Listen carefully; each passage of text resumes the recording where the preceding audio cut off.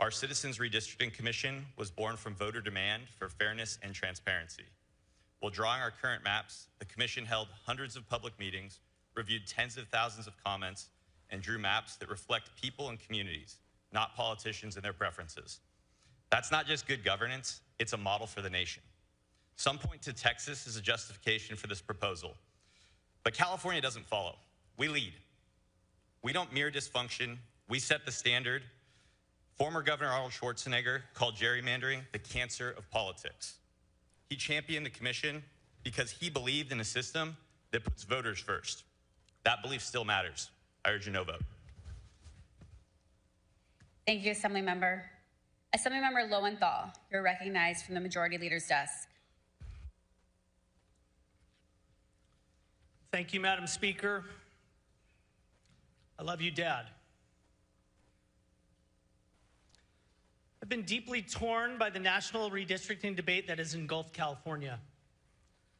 Beyond its vastly consequential political implications, this issue has profoundly impacted me personally, because indelibly seared in my consciousness is the memory of my father working tirelessly over decades to create the independent redistricting system about which we now debate.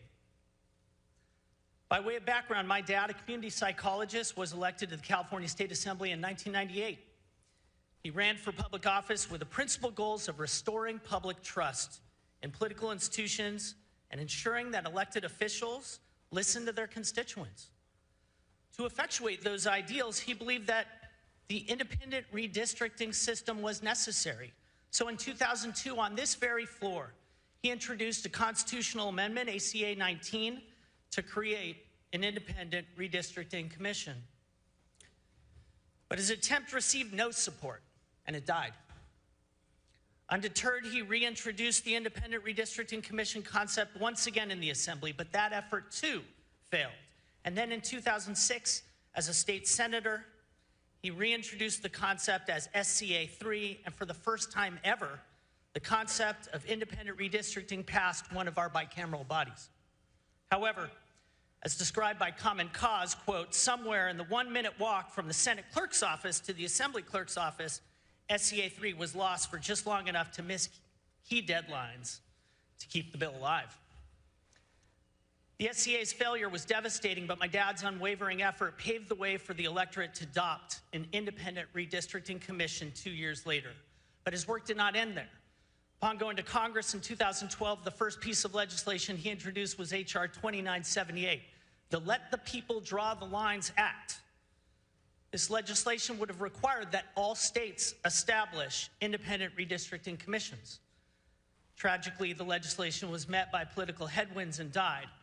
But despite that, my dad pressed forward on his quixotic request to establish reform on a national level because he knew that a system in which some states had districts drawn independently and others don't was fundamentally unfair. Because Congress refused to hold a vote on his measures, he commenced advocating for reform in the courts. In 2015, he led an amicus brief in support of Arizona's right to form an independent commission. And then in 2017, he led an amicus brief in Gill versus Whitford, which he asked the Supreme Court to declare political gerrymandering to be unconstitutional. Although the court did not do so, Justice Kagan, in an opinion by Justices Ginsburg, Breyer, and Sotomayor, cited my dad's brief, writing, "The congressional brief describes a cascade of negative results from excessive partisan gerrymandering, indifference to swing voters and their views, extreme political positioning designated to placate the party's base and fend off primary challengers, the devaluing of negotiation and compromise, and the impossibility of reaching pragmatic bipartisan solutions of the nation's problems." I vigorously agree with the evils of gerrymandering described in my dad's brief and cited by Justice Kagan. That notwithstanding, because Texas has now shamelessly affected the national balance of power, our nation's democracy is faced with the exigency of existential dimensions. If unaddressed, Texas actions which occurred without the vote of its populace will disenfranchise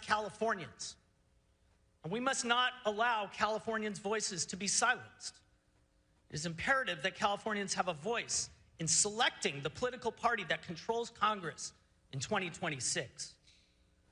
The most fundamental concept in our democracy upon which the collective value system is predicated is fairness. When Californians vote in 2026, our votes must be made on a level playing field. This constitutional amendment ensures that we have that balanced field. We must all continue to press Congress to create a national system that eliminates unconstrained political redistricting. But until that occurs, fair representation for Californians cannot exist without this measure. So today, I proudly join with my father, the architect of this commission, in urging its temporary suspension. I respectfully ask for your aye vote on ACA. Thank you, Assemblymember Quirk Silva, you are recognized. Thank you, Madam Speaker and members. I also stand in support of ACA 8. Colleagues, we are living through a dramatic and historic moment, a moment to stand up for our democracy, one that will shape our future for generations. Across the country, we have witnessed efforts to manipulate district lines, not to represent people, but to cling to power, to silence communities, and to steal representation. We saw this in Georgia, where 3 congressional seats were taken midterm through redistricting. We see it again in Texas, where 5 seats were carved out at the request of President Trump, all without giving voters a voice. But here in California, we have chosen a different path. Not to steal, not to rig, not to silence. We have chosen to let the people decide, to let them vote on the California maps. The California redistricting plan is about fairness. It's about trust. So when critics cry power grab, let us be clear. The plan is not a power grab. It is a power return, returning power back to the citizens of California. We did not start this fight. We did not force this issue. It was forced upon us by a president who has threatened, cheated, and tried to steal congressional seats to cling to power. Do not waste your breath scolding those of us who refuse to roll over for partisan maps that divide our communities. A bully, and yes, our president acts as one, uses power to intimidate, to harm, and to cheat. He has shown a pattern of refusing to accept the results of free and fair elections. In 2020, he falsely claimed victory. When he does not get what he wants, he shouts, he insults, and lashes out like a spoiled child. If you claim to care about justice and fairness, then answer this. Where's your outrage when states silence voters by carving up districts for partisan gain? Where is your outrage when working families, seniors, veterans, and marginalized communities are pushed to the sidelines, as they will be with the president's new executive order just this week to prohibit mail-in ballots? My colleague from San Diego says actions speak louder than words. On this point, we agree. California's action is clear. We are showing the nation how to rise above partisan bickering and to stand for democracy. We are showing that the people, not the politicians, should choose their representatives. We will not stand idly by as a bully screams and threatens. We will fight every step of the way to protect our democracy. Why? Because this is what our nation was founded on. History will remember that when democracy was tested, California chose fairness, transparency, and the people's voice. You can whine and complain, or you can stand with democracy, but you cannot do both. As President Lincoln reminded— Aye, Gonzalez. Aye, Grayson. Aye, Grove. No, Hurtado. Aye. Jones. No. Laird. Aye. Limon. Aye. McGuire. Aye. McNerney. Aye. Menjivar. Aye. Nilo. No. Ochoa Bog. No. Padilla. Aye. Perez. Aye. Reyes. Aye. Richardson. Aye. Rubio. Aye. Cigarto. No. Smallwood Cuevas. Aye. Stern. Aye. Strickland. No. Umberg. Aye. Valadares. No. Wahab. Aye. Weber Pearson. Aye. Wiener. Aye.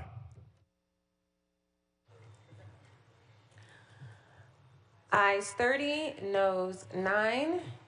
The rules are suspended. Senator Gonzalez, you are recognized at your desk. Thank you, Madam President. There is a resolution at the desk requesting that Joint Rule 10.5 be suspended as it relates to Assembly Constitutional Amendment 8. Secretary, can you please read the resolution? Resolved that Joint Rule 10.5 be dispensed with. This is also non-debatable. Senator Sayarto, you are recognized at your desk. Thank you, Madam President. I'd like to make a substitute motion that ACA 8, because of its costs, be referred to the Committee on Appropriations for a full hearing and vote, since it was not done before.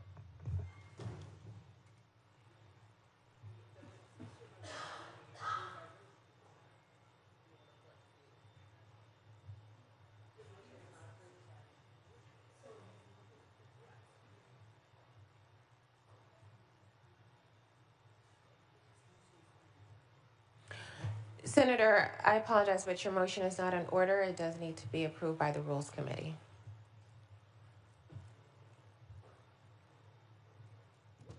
I wish to appeal that ruling. It should be.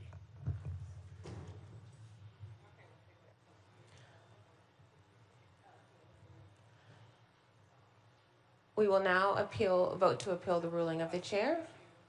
I put the question to the body. Shall the ruling of the chair be upheld? Secretary, please read. Call the roll.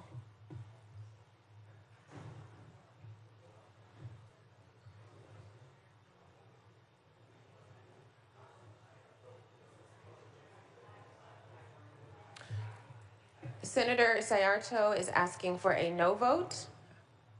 I am asking for an aye vote.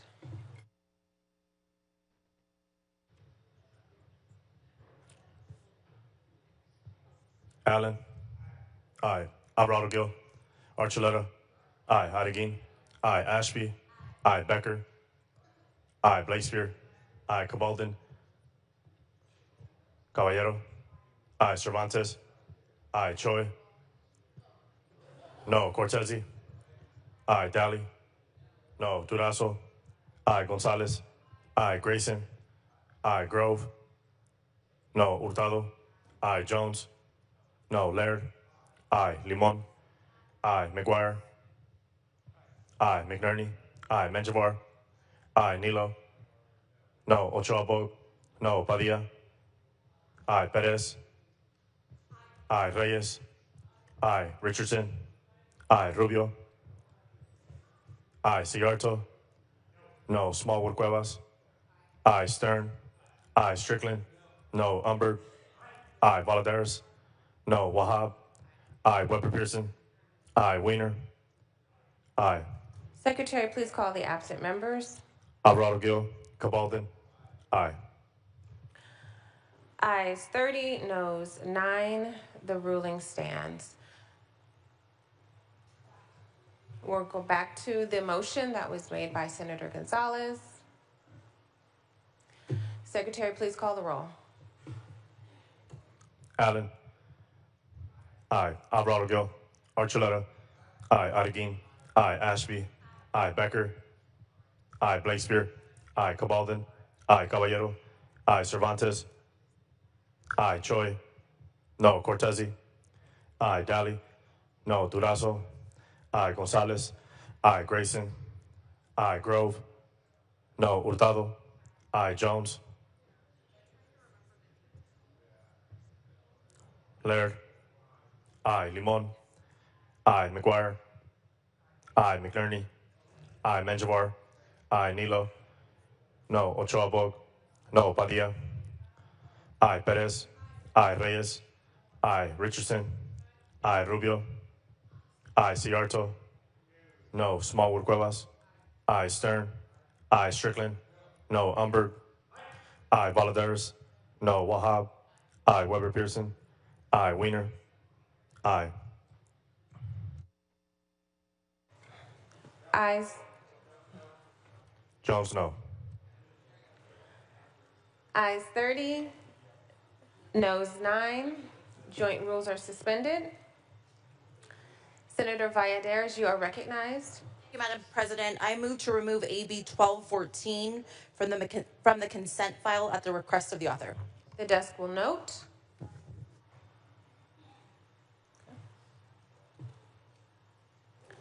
Not seeing any other members wishing to remove anything from the consent file, we will now move to consideration of the daily file. We will begin with second reading file. Secretary, please read. Assembly Bill 482 with amendments, 1255 with amendments, 1003 with amendments, 696 with amendments. Second reading will be deemed read. We will now move to Assembly third reading. File item 226, AB 604 by Senator Gonzalez. Secretary, please read. Assembly Bill 604 by Assemblymember Aguilar Curry, enact relating to redistricting and declaring the urgency thereof to take effect immediately. Senator Gonzalez, you are recognized. Thank you, Madam President and Senators. I rise today as a proud joint author to present AB 604, which is a reasonable and rational response to the anti-democratic actions of the Republican Party as they attempt to rig our congressional elections. AB 604 contains the census block data that will define the temporary congressional districts that we are being forced to adopt through the actions of the president and his complicit party leaders.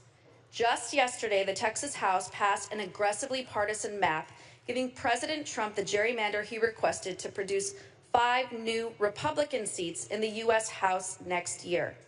These undemocratic actions are a betrayal to the values of our great nation and to the people we all swore to represent, defend, and protect. Unlike Texas's actions, the decision to approve the temporary maps outlined in this bill will ultimately be in the hands of California voters. This bill gives voters a choice to keep the current districts or adopt maps to counter the actions of MAGA extremists in Texas who are obediently working to tip the scales for President Trump. Despite the minority party's hypocrisy and their attempts to confuse the narrative with sound bites and tweets, the truth is clear, that the maps are based on the work, comments, and hearings of the Independent Citizens Redistricting Commission, which is a bipartisan commission. In hearings over the last few days, I was actually very shocked to learn of the minority party's well-timed epiphany that independent redistricting commissions are actually beneficial to voters and democracy. Well, what do you know? This timely awakening of the Republican Party is actually very surprising, given that members of the party have voted against redistricting bills and reform bills for independent redistricting on at least 30 different occasions over the last 14 years in this state. I'm hopeful that my colleagues across the aisle will use their newfound enthusiasm for redistricting reform to reach out to their colleagues and to the president in D.C.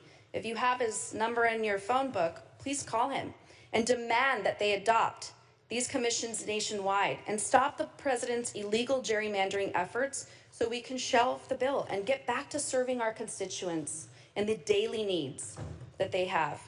As this body is now on the same page on the value of the Independent Redistricting Commission, I think it's important to highlight how the temporary maps described in this bill are grounded in the Commission's work.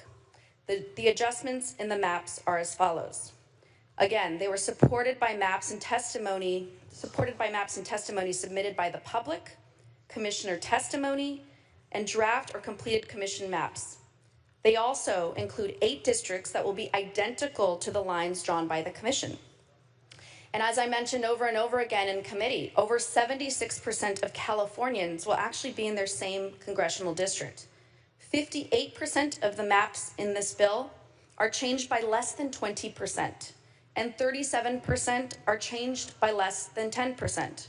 The Redistricting Commission that completed the work and was rooted and the maps that are rooted in this work was comprised of 5 Republicans, 5 Democrats, and 4 no-party preference individuals who did the hard work to create over 76% of the maps you see in this bill, demonstrating the real independence and nonpartisanship that informed the original maps and guided these temporary maps.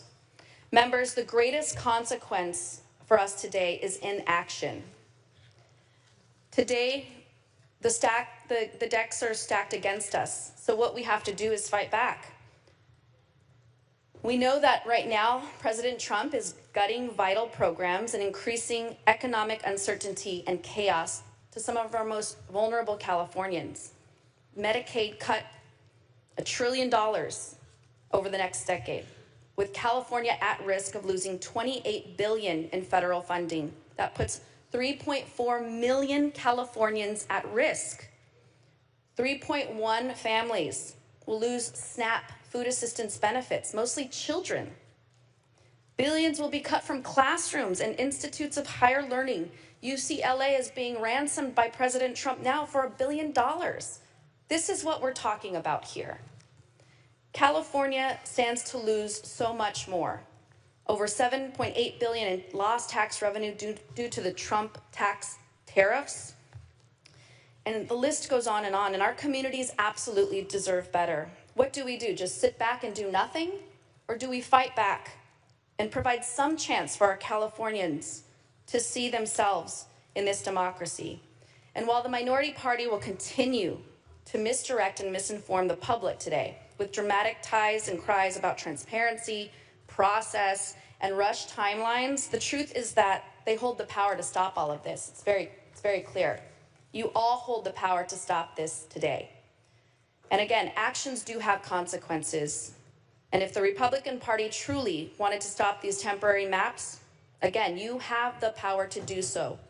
And by voting against this today, that means you are unwilling to stand up against a dictator, a leader that has taken so much from our most vulnerable constituents, regardless if they live in Republican or Democratic districts.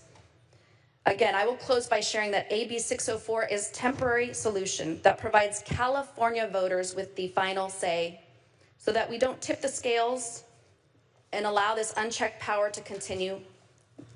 This is how we fight back and protect our democracy. I respectfully request an aye vote on this bill. Thank you. Senator Blakespear, you are recognized.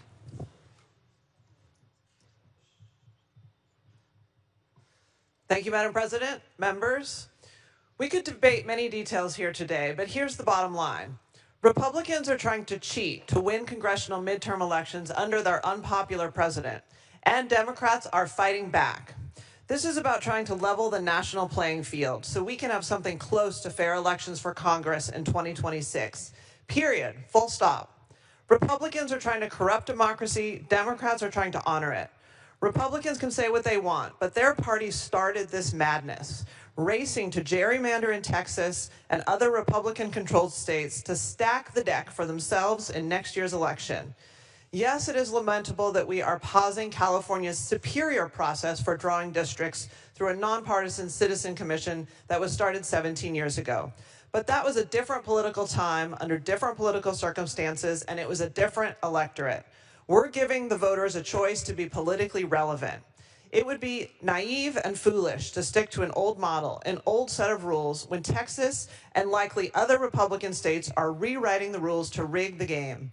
The Trump administration has made clear in all of its actions that it believes might makes right, that it has no respect for the U.S. Constitution, the separation of powers, the courts, or the democratic process. Corrupting our elections is the first step toward fake elections. Donald Trump is trying to remake America in Russia's image. Total control, no dissent, no democracy, fake news, and fake elections. What did we learn at the outset of the Second World War? That aggressors and bullies take whatever you give them. There is no appeasing them. The only way to counter aggressors and bullies and wannabe autocrats like Donald Trump is to challenge them and to fight them straight up. There are many decent people in this chamber, both Democrats and Republicans. All of us are committed to serving constituents and doing what's best for California. We do have our disagreements on policy and on politics, and we work through them as best we can to serve the people who elected us. But today's debate is not about California politics. It's about national politics. It's about owning up to the realities of the national political landscape and a Republican president who will stop at nothing to consolidate power, including corrupting congressional midterm elections. And we in California cannot stand idly by and do nothing.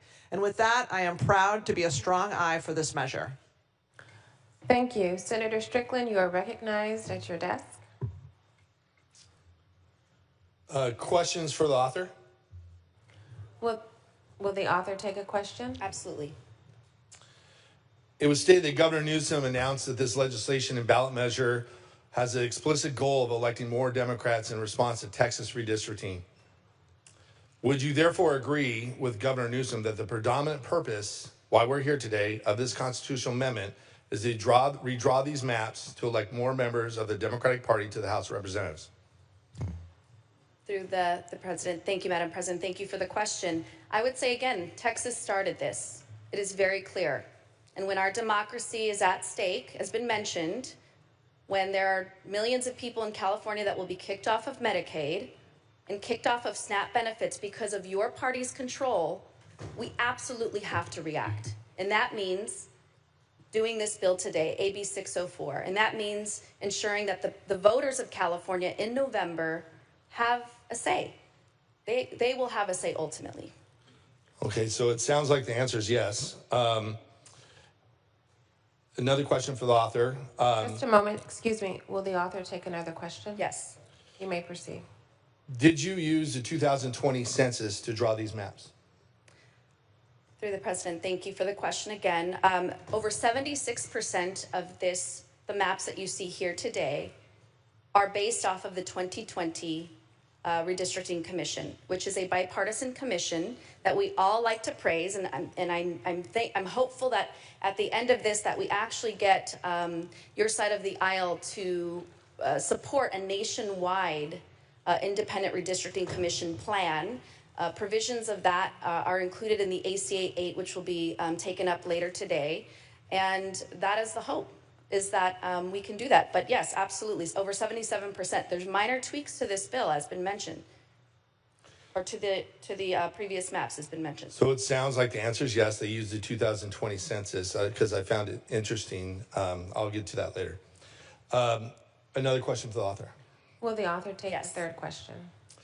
Under current law, the legislature cannot draw the lines, but it's been reported this week that the legislature draw the lines, but no member of either body of the Senate or Assembly has said they participated in drawing these lines. One, did you draw these lines or had any influence on these lines? And two, what member of the legislature participated in drawing these lines?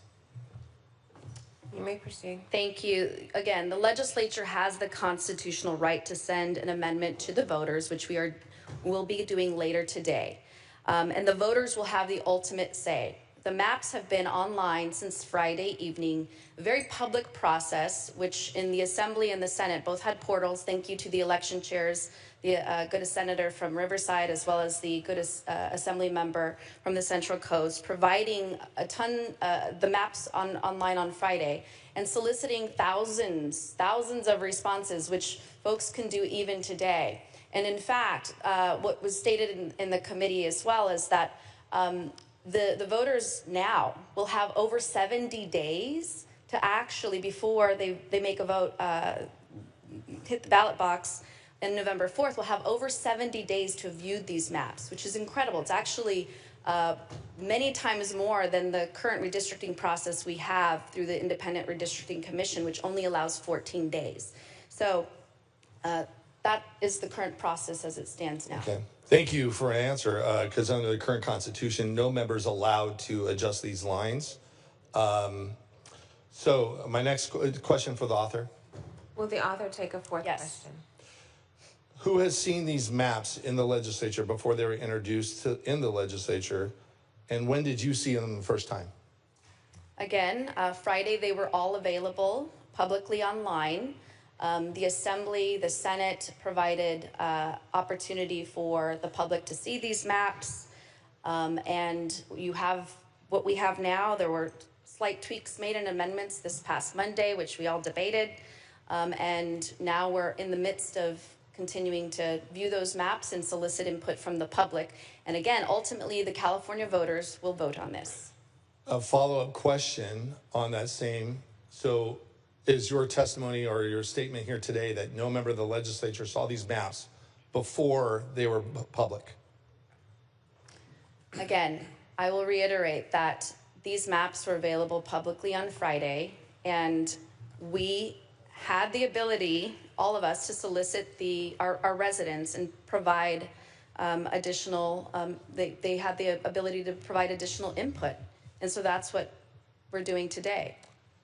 And what we're not talking about, unfortunately, is the fact that, you know, Texas has continuously gerrymandered mid-cycle. Texas has every single year since 1965 violated the Voting Rights Act. Every single time. We're going down a rabbit hole here on transparency and all of the procedural matters, but what's not included here is the reaction that Texas, your colleagues in Texas, have continuously violated the Voting Rights Act, have continuously mid-cycle gerrymandered. It's unfortunate. So on my own time, it sounds like the statements today is that no member of this legislature saw these maps before they were public, and we all know that's not true, and I'm encouraging the media to follow up with every member of the legislature, because under current Constitution, not one member on this in this body on either house is allowed to adjust a map.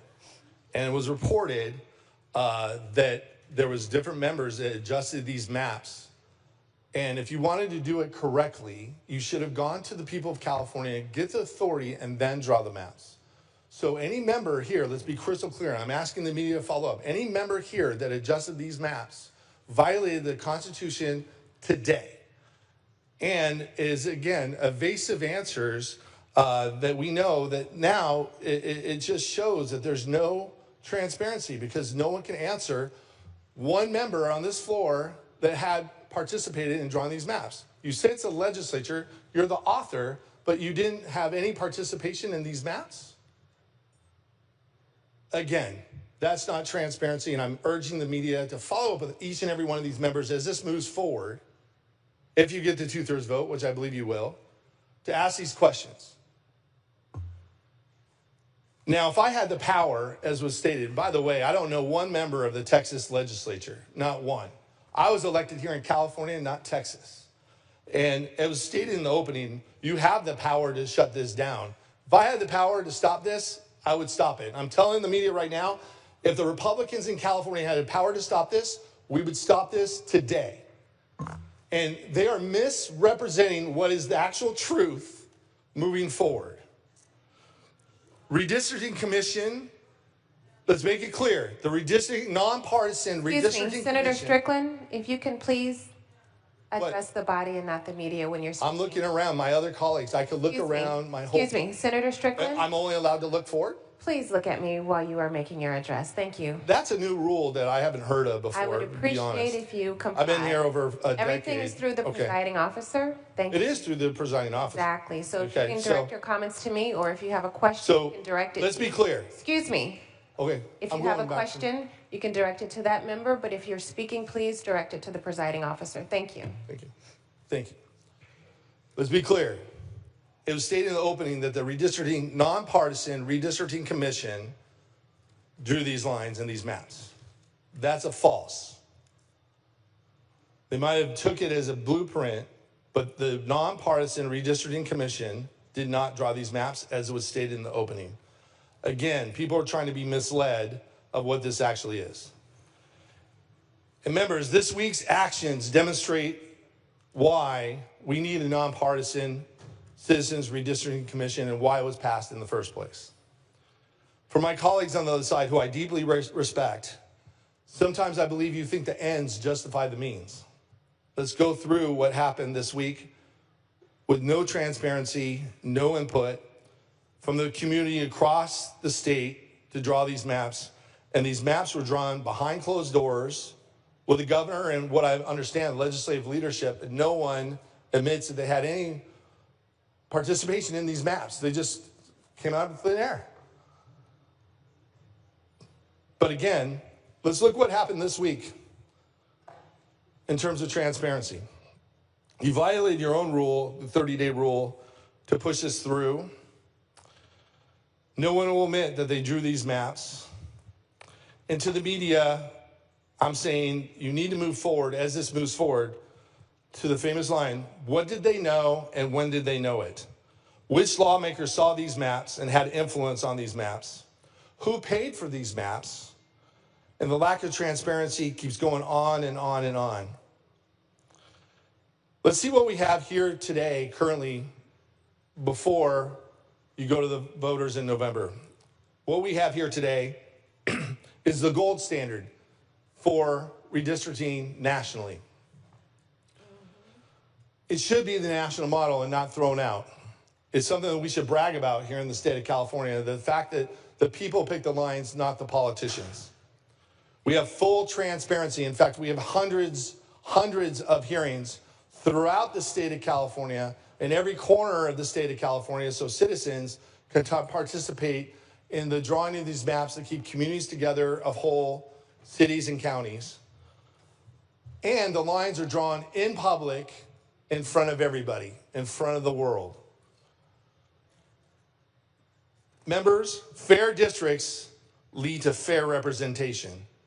And if you pass this bill moving forward, and if it passes in November, which I don't believe it will, but if it does, what you're striving for is predetermined elections, meaning that there won't be one competitive race for Congress in California for the next 3 cycles.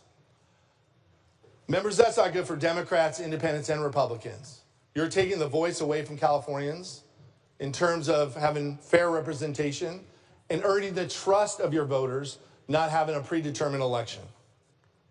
Here in California, we have a system where citizens pick the representatives and not politicians picking the citizens. That's what you want to throw away. And what I heard from many of my colleagues on the other side, this is going to be temporary. From my experience, I have over a decade of experience here, nothing is temporary when you do it. Former President Ronald Reagan said it best. We have long discovered that nothing lasts longer than a temporary government program. Even this week, the Assembly Elections Chair stated that the Democrats should do what we're doing here today in 2030, was quoted already. So when you say to the people of California, this is temporary, my experience is nothing's temporary here. I don't believe 1 second that this will be temporary, and neither should the people of California. Now, I do have a joint resolution 10. It's not up yet. I'll put it across the desk. But it says we should have nonpartisan redistricting districts and make it a model nationwide. I do believe it is wrong for Texas to do this. I do believe it's wrong for Illinois to do this. I do believe it's wrong for every other state where the politicians pick their citizens. It is wrong, both on the Democrat and Republican side. We should be promoting what we do here in California, not throwing it away. And that's what you're going to do if this is successful. You're going to take what is the national model for redistricting and put power in the people, and you're going to take it back to put in the power of the politicians so you don't have to really earn the vote of your constituents because the election will be predetermined. I also support Congressman Kevin Kiley's legislation that bans mid-decade redistricting nationwide. Members, I heard that Speaker Pelosi and other Democrats from the DCCC from California were here. What would be more constructive is that you jump on board to Kevin Kiley's bill, pass it on the national level, and therefore we won't have mid-decade redistricting. So members, again, going back to the census, 2020, there's been massive population shifts since 2020. And when you look at these maps, for example, Los Angeles has lost representation in the last 5 years, but under these maps, they pick up a seat. The Inland Empire has gained population over the last 5 years, but they lose a seat. And it's very clear in federal law that these districts have to be equal in representation. So if you use the 2020 census, as was stated here before us, this will be thrown out by courts because it is very crystal clear that the deviation that you have when you draw congressional districts is very, very small. And members, you know this is wrong. You know what you're doing today is wrong. You know it's not good for democracy in California. And you weren't elected by anybody. You weren't elected by the people of Illinois. You weren't elected by the people of Texas. You weren't elected by the people of New York or North Carolina. You were elected by the people of California. And you were elected to defend the Constitution. The Constitution, again, I believe my colleagues, whether you knew it or not, violated the oath of the Constitution that you swore to. And I do believe, I understand, but the ends don't justify the means. You know this is bad for independents, Democrats, and Republicans throughout the state of California. I want you to look deep inside your soul, and you know this is wrong moving forward. You know this is not good for democracy in California, and I'm urging your no vote. Thank you. Thank you. Madam President, may I respond? So, Would you like to respond in your close? I can do that too, but I just wanted to make sure that it was known, if I may, just to refute some of the misinformation that had been put out. Can you hold on for just one moment? You're going to respond to every speaker?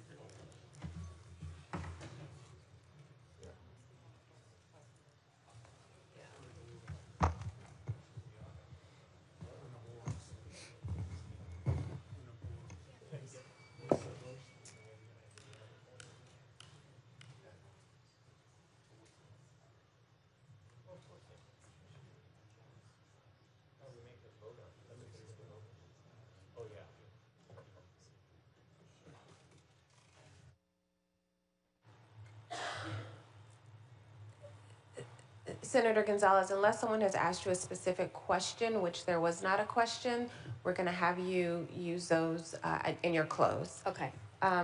Senator Nielo, you are recognized at your desk.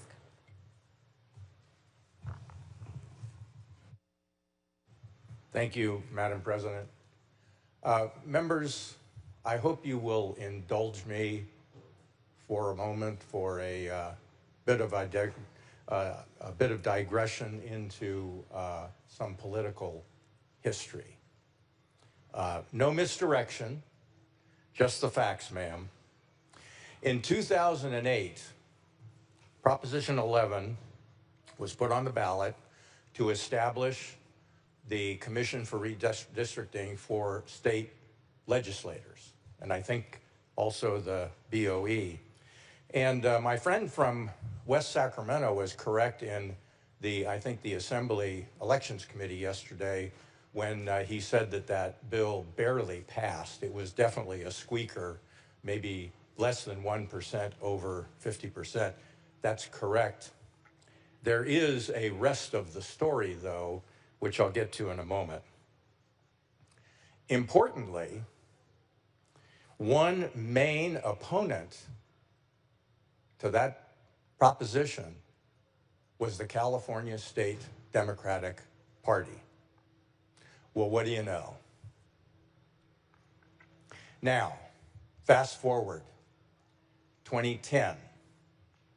Proposition 20 was placed on the ballot to perhaps correct an incompletion of the previous Proposition 11 to add congressional districts to the Commission's responsibility.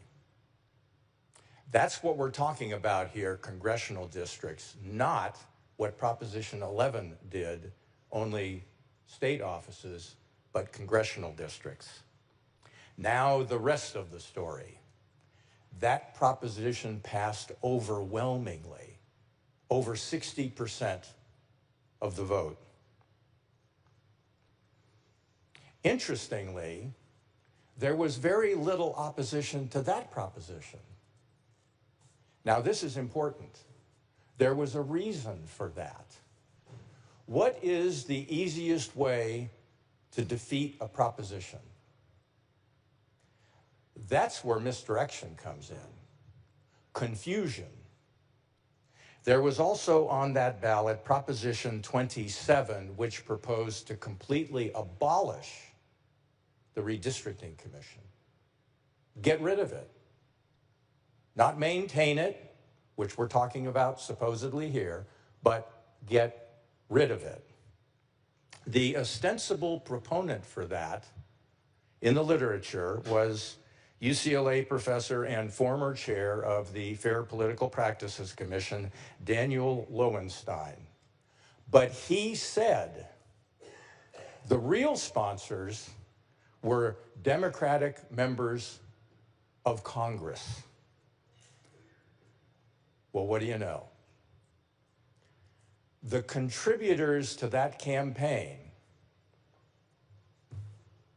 which ranged from $5,000 to $225,000, were Judy Chu, Anna Eshoo, Zoe Lofgren, Nancy Pelosi, Doris Matsui, our own colleague here from San Pedro, who was in Congress at the time, Linda Sanchez, and Adam Schiff, as well as a number of others who are no longer in Congress.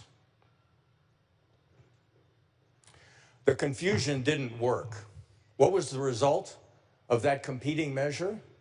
It was defeated by almost an exact mirror image by which Proposition 20 passed. It was defeated with 60% saying no. So now comes a convenient opportunity, very convenient opportunity.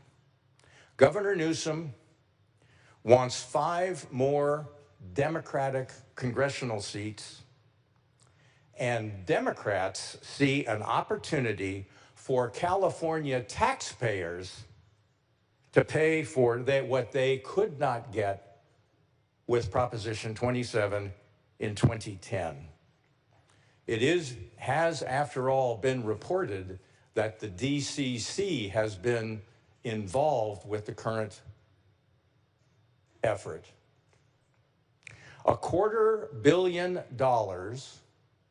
or whatever the amount is, to fund this partisan effort to thwart the will of the voters is absolutely unacceptable. Members, just history, not misdirection. Those are just the facts, ma'am. I urge a no vote. Thank you. Senator Grayson, you are recognized at your desk. Thank you, Madam President. I do have a question to the author. Will the author take a question? Thank you very much. First, I have two questions. I'll just ask them both and then answer all in one. The first one is, the actions taken by Texas, are they permanent or temporary? And does Texas practice mid-cycle redistricting? And then, so that was a two-part question, the first one. The second question is, for redistricting bills, I believe there was some reference made to that. Could the author elaborate on what was talked about as far as some redistricting bills that had been opposed? You may proceed. Thank you for the question. And yes, first question, Texas's actions, their action yesterday is actually permanent. There is no temporary aspect to the gerrymandering they just approved yesterday through their House. Mid-cycle redistricting is a constant, and there's no input for Texas voters to weigh in. Very opposite from what we're doing here. Ours is temporary until 2030. And of course, we're letting the voters decide whether to do this mid-cycle or not, which we're doing through a constitutional amendment. So we are absolutely doing that. On the second piece, thank you for your question on redistricting.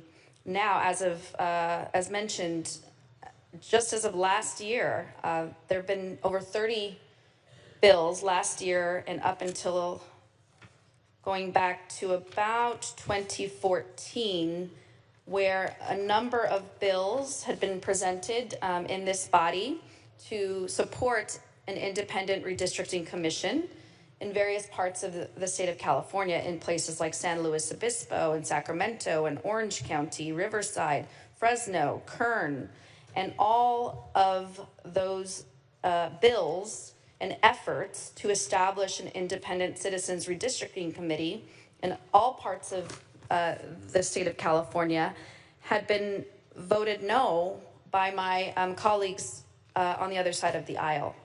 And so I'm not understanding what they're saying in terms of wanting now an opportunity to have an independent redistricting commission be the end all, say all, while we're sitting here getting attacked by President Trump on our democracy. Thank you for that additional information, if I may, through the chair. Would this, and this is just a hypothetical question on my part, or maybe not, would this measure impact any other districts outside of congressional districts? The answer is no. And another question is, who will ultimately have the final say on this matter? And the answer is the voters of the state of California. Senators, I rise in support of this measure.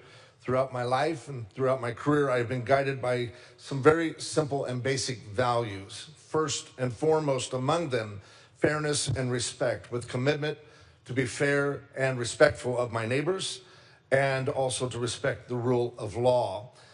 This is an impactful day, especially for all of us here in California, which is why the mid-decade redistricting efforts being conducted by other states certainly appear to undermine these values in pursuit of power simply for the sake of power. And what is most troubling to me is that these efforts appear to be equivalent of changing the rules of a game after it has started. Imagine a football game that is tied at halftime, and one team comes out for the second half declaring that for the rest of the game, their touchdowns are worth twice as many points. Is that just? Is that justice? Is this not the situation we face here, where a number of states have decided to change the rules of redistricting at halftime? Senators, we are literally at halftime in this redistricting match that we now find ourselves in. 5 years in to a 10-year cycle, facing the same situation as the hypothetical football game that was just described. Fairness would dictate that either all the touchdowns are worth twice as many points, or none of the touchdowns are worth twice as many points. Justice would dictate that we all abide by the same rules regardless of the game, which is exactly why we're here today. Thank you. Thank you. Senator Choi, you are recognized. Thank you, Madam, and the members. I rise today in strong opposition to this proposal for special election to redraw our congressional districts in California. Many points have been raised. And Texas has been described as a bad actor. Very interesting, and then also the regulations on the sports in halftime changing the rules. I would like to apply these 2 points. If Texas was a bad actor, are you supposed to follow the bad actor? If somebody runs through a red light or kills somebody, you do the same thing? I mean, that's exactly what we are trying to do. And then as a model for Texas, it's a model we're going to follow, whatever Texas does. If you say that action is wrong, just let's don't do that. Isn't it more common sense? Now, many things, many points in this direction we can argue about. But let me focus on this measure is in another sense, not urgent item. It is not necessary. It is certainly not affordable. Let me focus on the financial aspect of that. In California, We have projected to face $12 billion of deficit in the coming year. You all know that. Every dollar matters. Yet this proposal would drain an estimated $250 million of general budget just to conduct a special election. This is money we do not have, and the money that could be put to far better use. Think about what $250 million can do or represents. It could finance tens of thousands of child care slots for working families. It could support the financial aid for thousands of college students struggling with tuition. It could keep after-school programs and the mental health services available for our children. It can fund the public safety and the wildfire prevention programs at a time when California depends on them most. In order to help close the $12 billion state budget deficit, the supermajority decided to cut California peer-run womb line in Orange County, a key program that has provided a free 24/7 mental health service to millions of residents. That was only $5 million. I was hoping that you would agree to that, but it was cut off. And here, $250 million is just pocket money to spend on this unnecessary special election and a special redrawing in the mid-decade. As a result, Orange County, where I represent the county womb line program, has laid off 127 staff members and is now facing to end operations completely. Think about the victims, the customers who have used this womb line and then also unburdened all the burdens that the 911 system is getting. And we know that the 911 system right now is answered so late because of a shortage of people with the shortage of staffing in 911 answering service. Instead of funding critical programs like these, we are being asked to throw these dollars away on a political maneuvering. This is not about the fairness. This is not about the people. And this is certainly not about protecting democracy that you all say that we let's keep the democracy, fairness.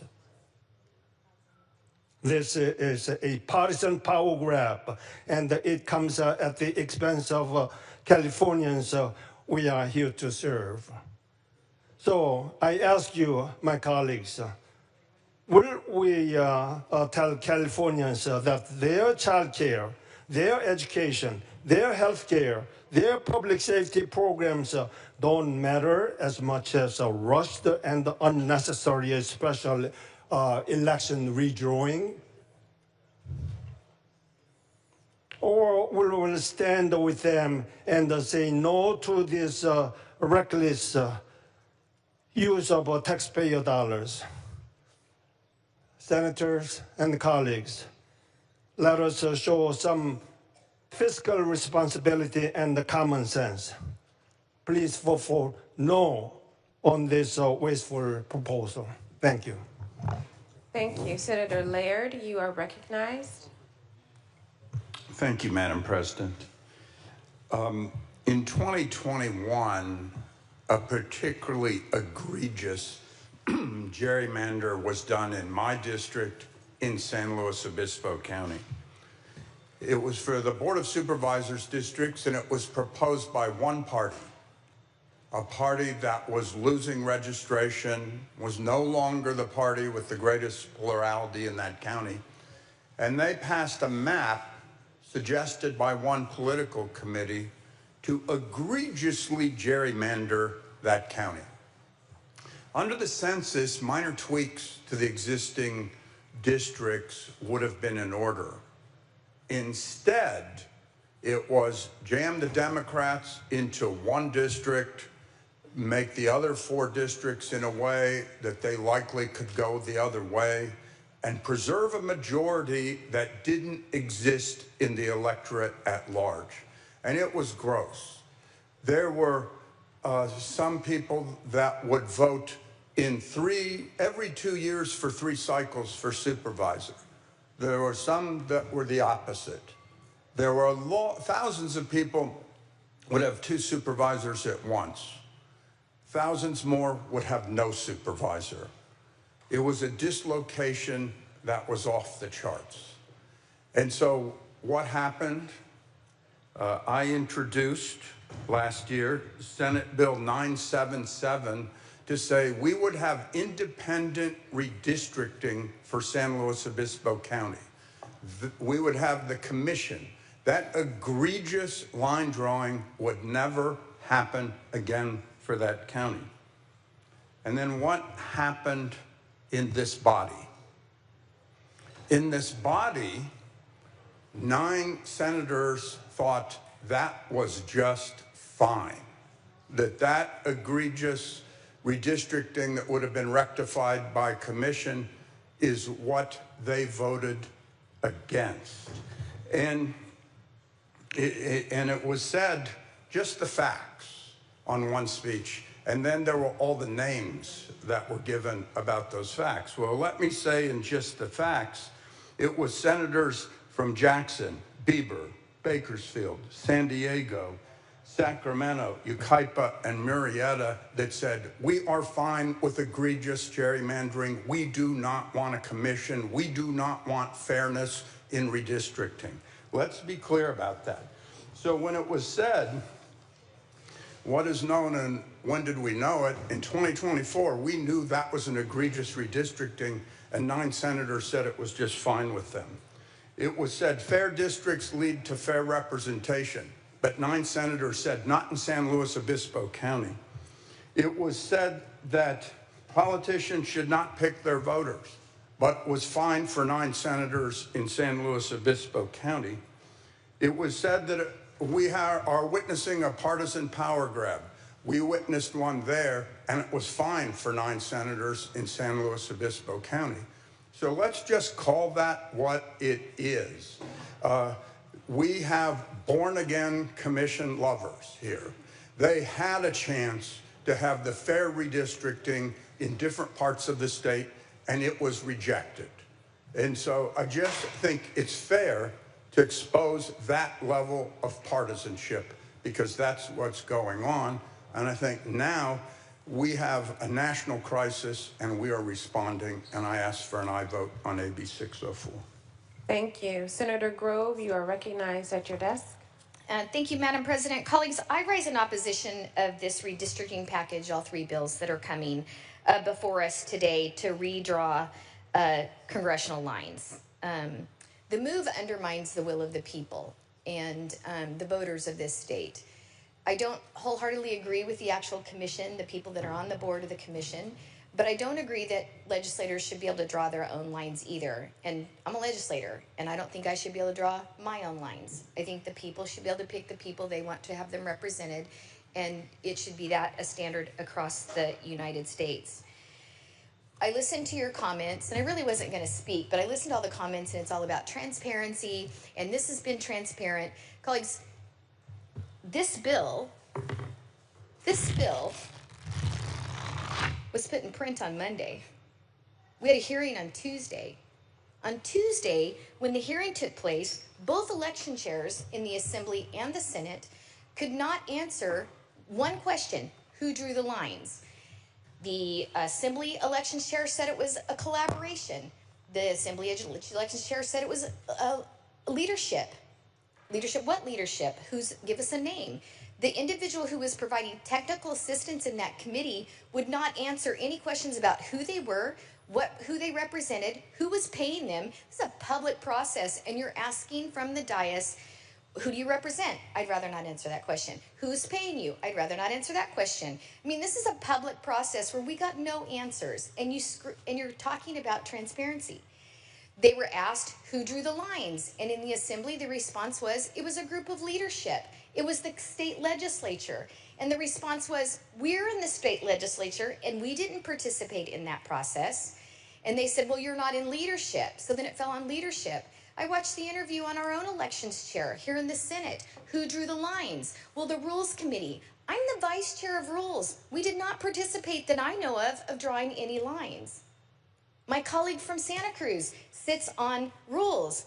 He did not participate in drawing any lines. It was not the Rules Committee. They also said that the Rules Committee placed this information and the maps on the website. We didn't do that. I went back through the last 3 hearings. We did not vote to do that.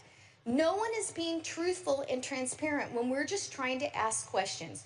Who drew the lines? Did you know about the lines before it was, did you have input?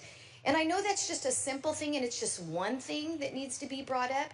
But if we're going to talk about transparency, this process put in print on Monday, where lines were already drawn when the bill was put in process with no public comment, because the first public comment went up on Tuesday during the hearing and the maps were already drawn and it's supposed to be a public process. That's not what we're doing here, and we're better than that. And I know the rhetoric on the other side is about Texas. Let's talk about Texas for just 1 second. Texas was sued by the Elias Group. The Elias Group, permission to read? Permission granted. The Elias Group is a mission-driven firm committed to helping Democrats win citizens' votes and progressives make change. That's the Elias Group. The Elias Group won a lawsuit against Texas. Like it or not, Constitution says we have 3 branches of government: the executive branch, the judicial branch, and the legislative branch. The judicial branch ordered the state of Texas to redraw their lines.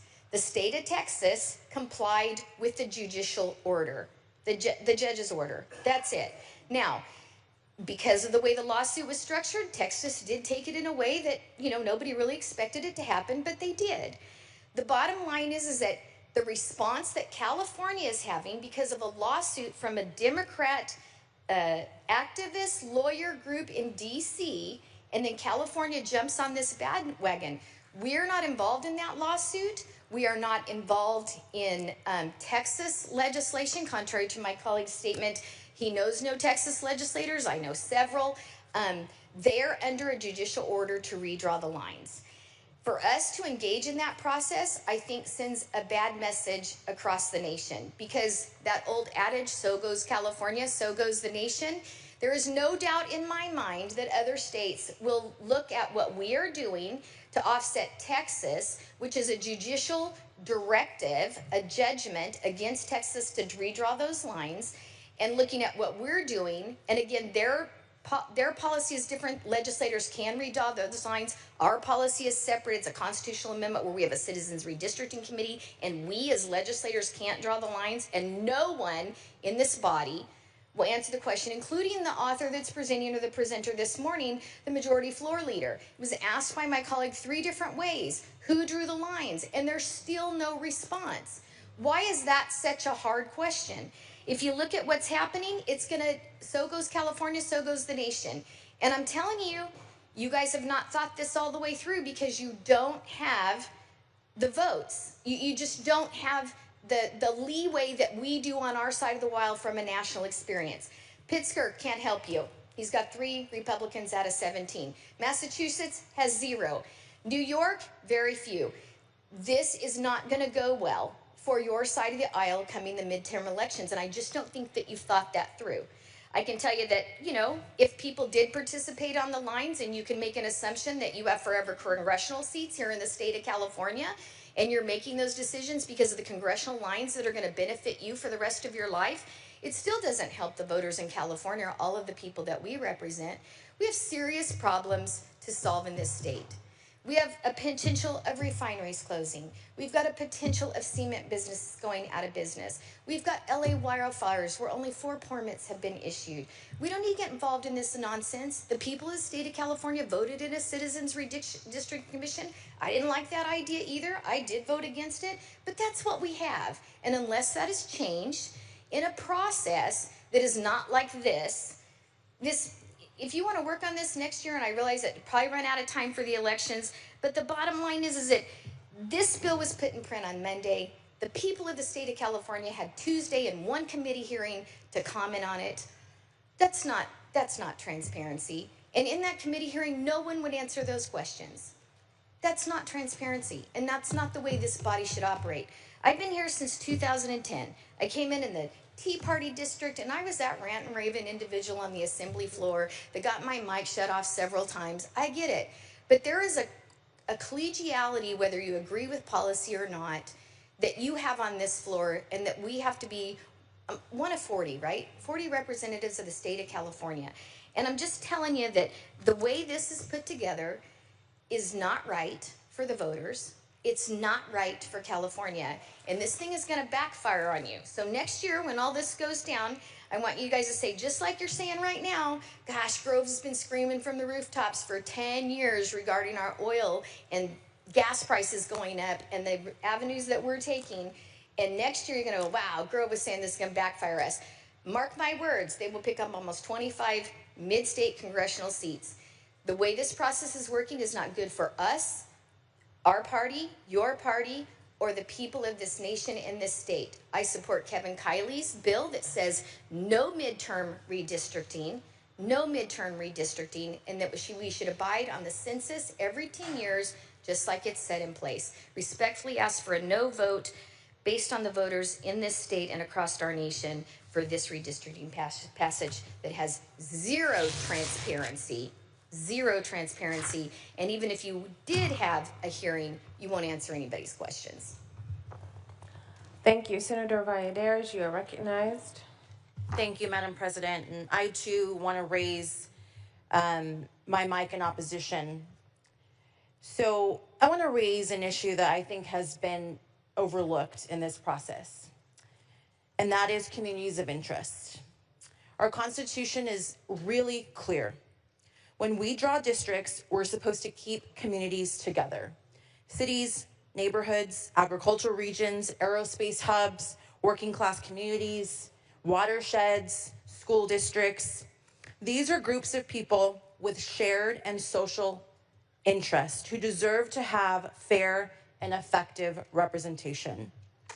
What we're not supposed to do is draw maps around politicians, incumbents, political parties, or the partisan advantage or disadvantage of voters.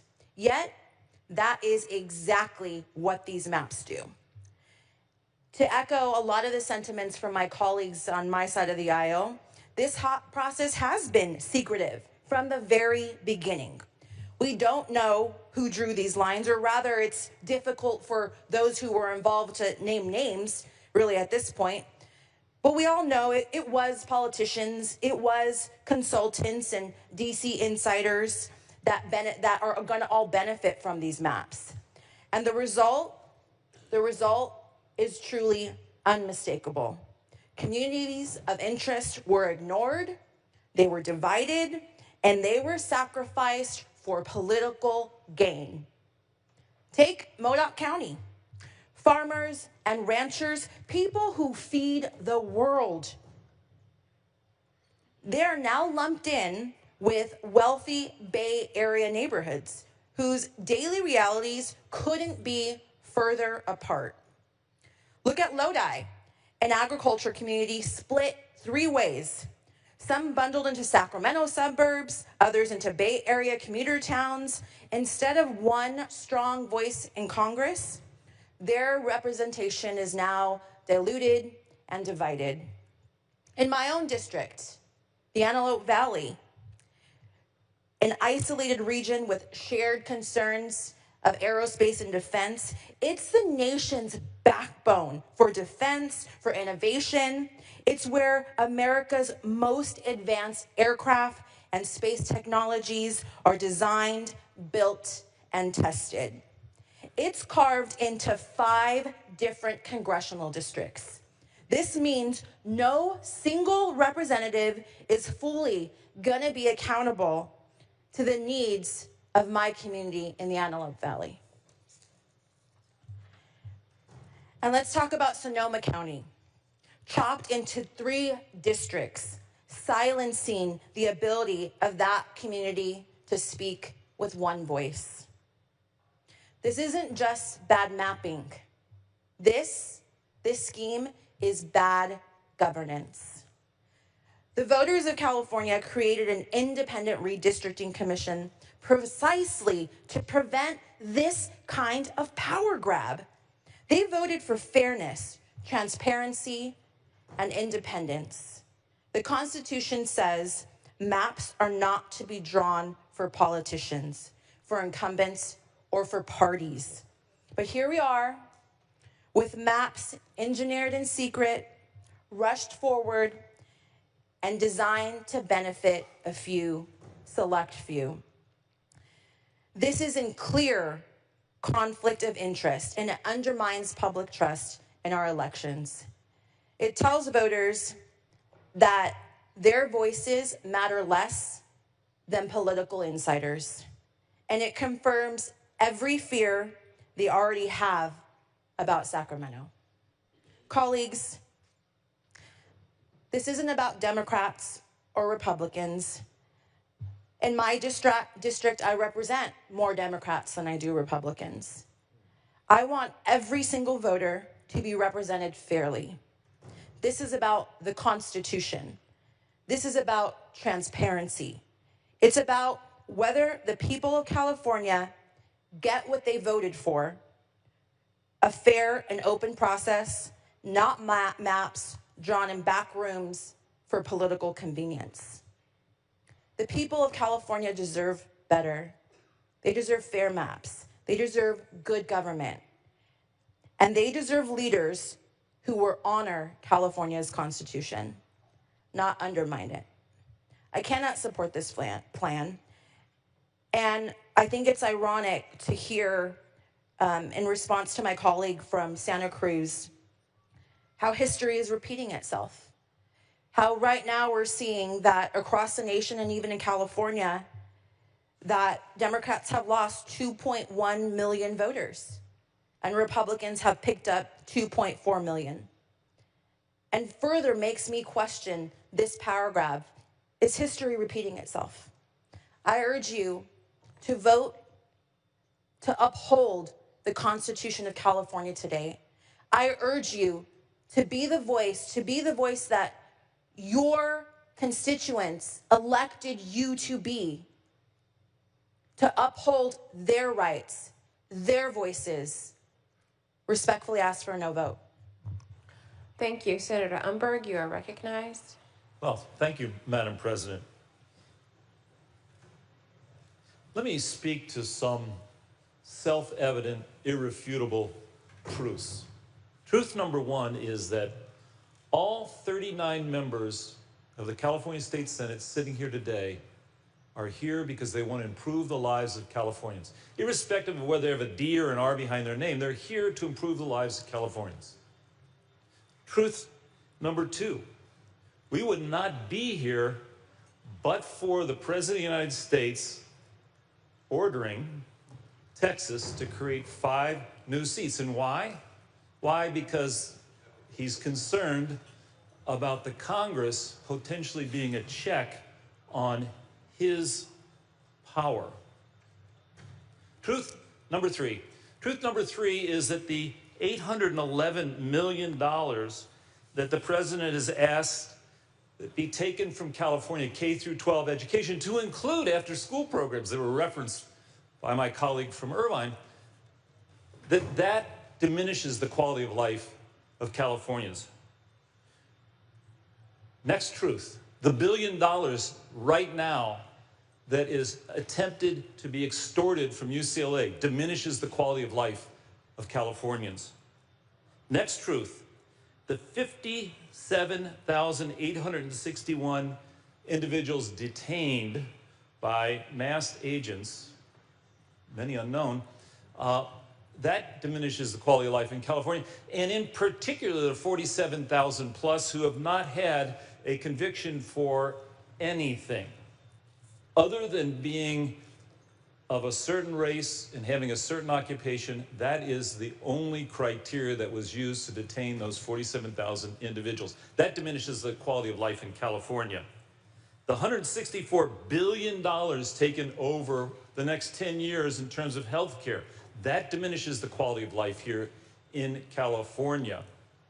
And in terms of the cost-benefit analysis, whatever it costs for this election, if we can save but a small portion of the amounts that the president wishes to remove to punish California, it is a cost-benefit analysis that we should engage in. Now, James Madison in Federalist 47 said, look, here's what we do, is we as our government, we create a government with checks and balances, and the Congress is supposed to be a check on the executive.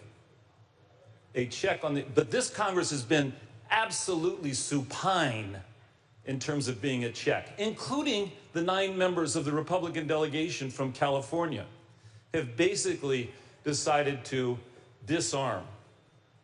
Now, what is the response? The response is to actually respond to what the president's trying to do. Again, we wouldn't be here but for that. Now, let me also commend and congratulate those of the Republican Party who have stood up to the president. I heard my colleague from Huntington Beach today talk about Texas, say that what they're doing is wrong.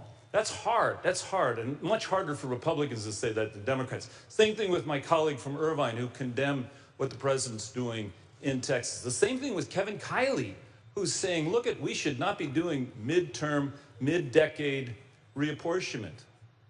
And the same thing with Carl DeMaio, and you're never going to hear these words spoken again, is that I commend Carl DeMaio for citing his disdain for what's going on in Texas.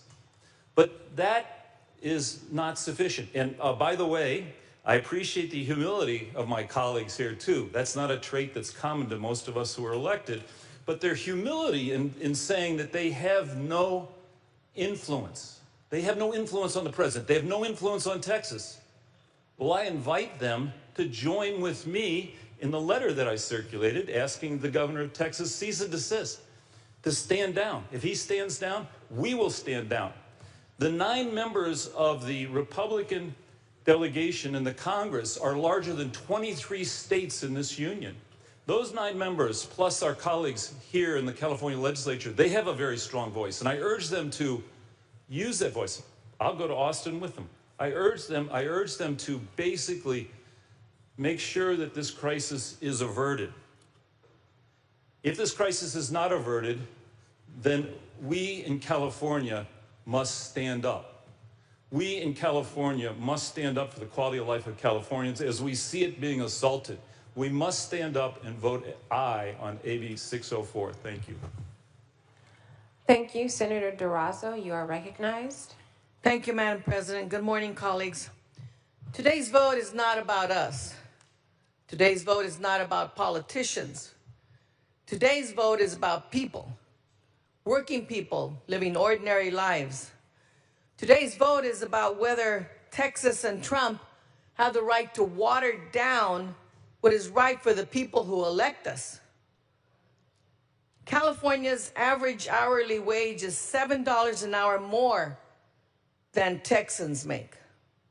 Our minimum wage is $9 more than theirs. And before any of you knee-jerk to, yeah, but everything is more expensive in California, consider the facts for working people beyond wages. Texas families pay $4,300 out of pocket for health insurance. Californians pay $1,100 less. 16.6% of Texans don't have any health insurance at all, but only 6% of Californians are without it. Retirees in Texas scrape by with $600 less than California retirees.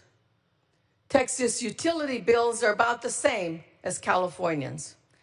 And the median home price in Texas' capital city of Austin is the same as Sacramento. This issue and our vote today is about our right to live in a California that Californians control. Texas and Trump want to water down that right. That's what's at stake. 40 years ago, Texas state government came up with a famous anti-litter campaign slogan, "Don't mess with Texas." You know what? We aren't stupid. Don't mess with us either. Thank you. Senator Ciarto, you are recognized. Thank you, Madam Chair and our Madam President.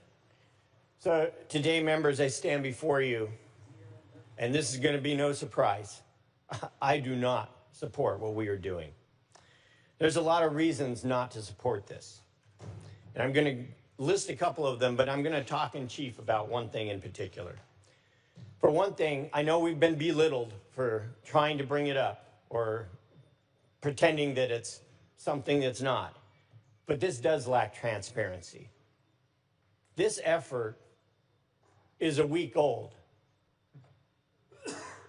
for us, for the people out there that got to see maybe if they knew to get on the thing. The reason it lacks transparency is because there hasn't been an opportunity for the public to be able to get engaged enough to look and see what these 3 bills that we're going to be doing are doing. A lot of the public, there's a lot of people out there, they don't even know what a senator is. But they do pay attention eventually, and that's why there's a 31-day waiting period usually before we can do these. But we've done what we always do with our supermajority. We've waived that. Let's get rid of that. So yeah, there is a lack of transparency in this. And then the second thing that I want to say is it also lacks integrity. You know, sometimes I'll ask a question that I know the answer to. You know why? Because I want somebody to either tell me the answer and I'll go, good, they're being honest with me. Or I'll watch them evade the answer when I know they're smart enough to answer, they know the answer and they just won't do it. They're evading the question. And when I see that happen, to me, that lacks integrity. We asked questions in the committee that were pretty easy. We know the answers to some of this, but they're kind of rumors. So you're just kind of trying to get the affirmation of what the answer is to who drew these. Was it a consultant? Was it staff? Was it a consultant to one of our legislative offices?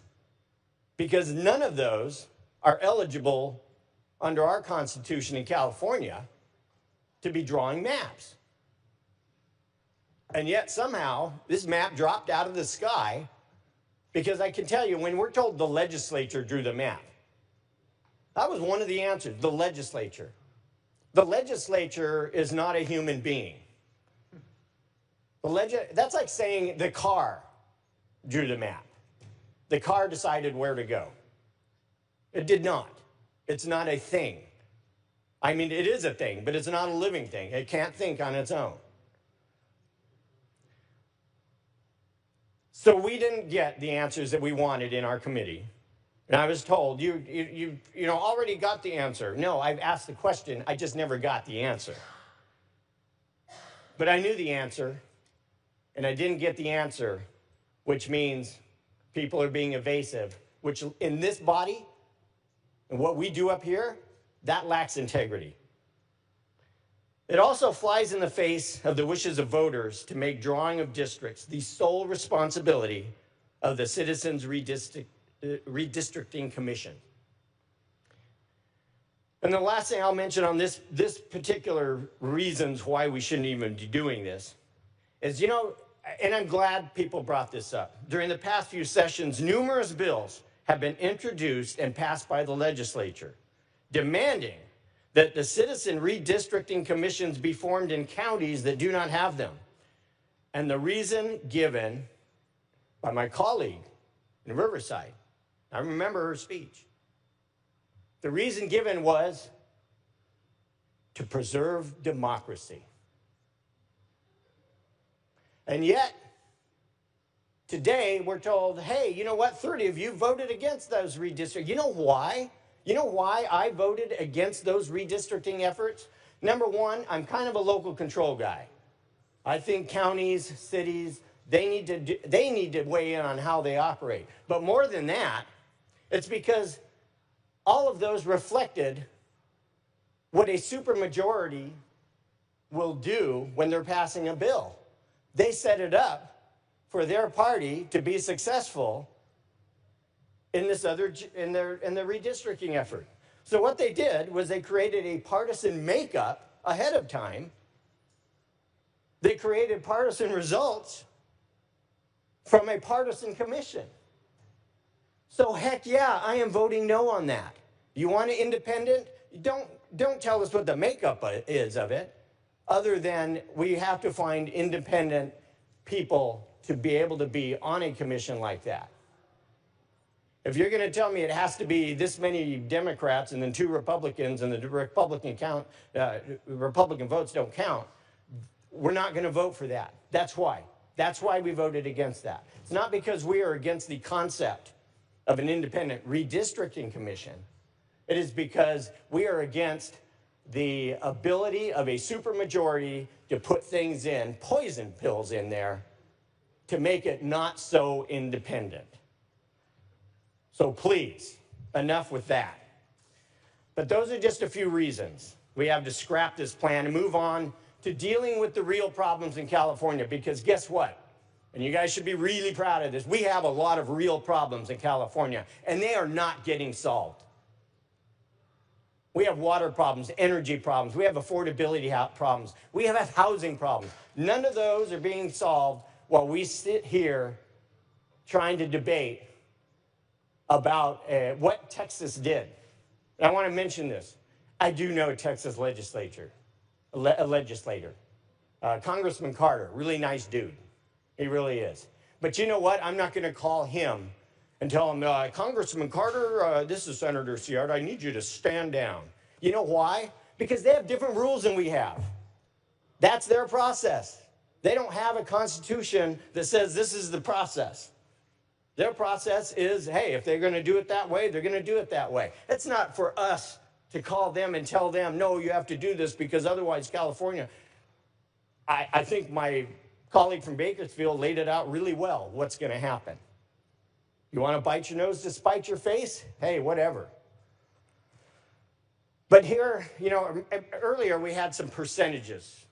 And I was thinking, man, if I start talking percentages, people are going to go to sleep. But since somebody already brought up percentages, I'm going to speak my percentages. Because what this deals with is this other issue I always hear from this body, and that's proportionality. Hey, when we're talking about crime stats, well, that's not in proportion to this. So let's talk about proportionality. And here are some numbers. 46% of registered voters in this state are Democrats. Yes, that's a pretty dominant number. 25% of registered voters are Republican, but here's a little something.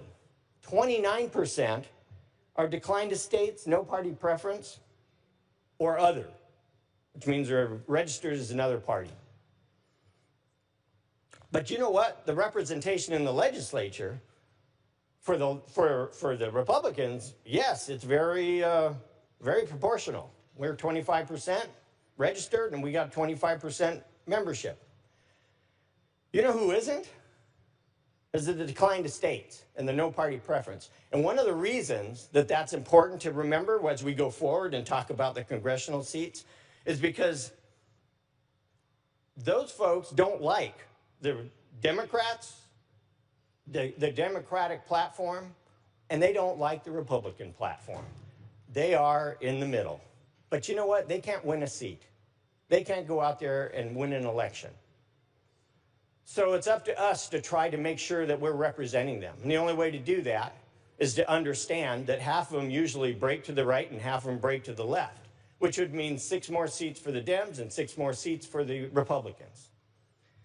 An appropriate makeup for this body, if it were fair, is 24 Democrats, 16 Republicans. That way we would not have a supermajority. And that also reflects the voting trends in California. We vote 60-40 on constitutional offices and things like that, right? And that's exactly what that breakdown is. But let's look at what we're representing. In the legislature, it's 75% Dem. In other words, every single one of those people that are in the middle are actually represented by Democrats. And you know what? In this state, sorry to break the news, that means it's represented by progressive Democrats. And that is exactly what they don't like. So,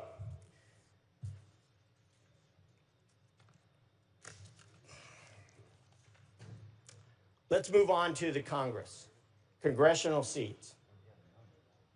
We have 52 of them. So let's talk about democracy. 52 seats. You know how many are Republican seats? 9. You already have 43%. That's 83%. 83% of our population, our voters in this state, are represented in the congressional level by Democrats. That means zero people in the middle have representation other than from a Democrat. And then, when you look at what we want to do, we want to push that number to 92%. Already, we got 17%, or we have 8% of Republicans at that point being represented by Democrats. That's your democracy? As Democrats represent 93% of our population in Congress? You guys, that's absurd. That is absurd. So this effort to save the nation at the expense of democracy in California, it doesn't make sense. And you know what? I have more confidence in you guys. I know you're smart enough to know that. And I know some of you don't like this bill.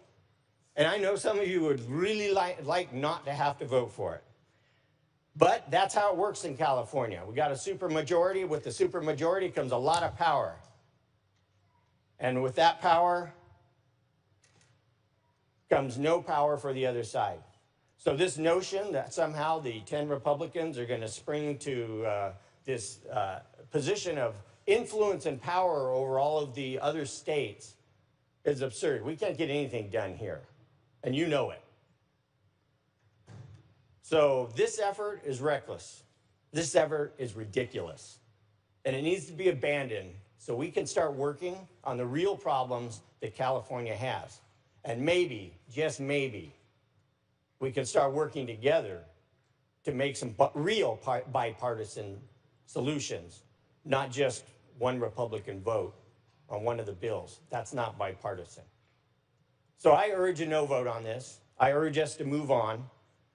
And so thank you for indulging me today and allowing me to explore and talk about the real issues with democracy in California, not Texas. Thank you. Thank you. Senator Becker, you are recognized.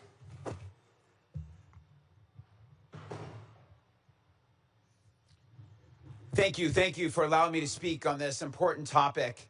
And my colleague who just spoke said that he was not going to call the folks in Texas. Well, the folks in Texas called us. They called us, and they said, "You are our 911 call." And I got to tell you, I had chills. I mean, it was an incredible moment, and I have such respect for them. They said, "You are our 911 call. We are calling you in California. We need your help." And friends, I'm a history major, and history teaches us that we must stand up to bullies. I love the point made by my colleague from Encinitas. We must stand up to bullies or face incalculable damage. And that is what we're doing here today. We are standing up. When the bully in chief in the White House called up the governor of Texas, he said, "Find me 5 seats." the governor of Texas said, yes, sir. And so now is our chance to stand up. And to my friends on the other side of the aisle, and usually, we are very cordial here, but I've heard a lot of hypocrisy.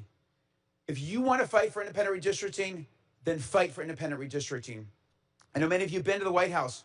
Go to the White House, call the White House, call out the White House, and tell them you want independent redistricting. Tell them to back off, and we will back off.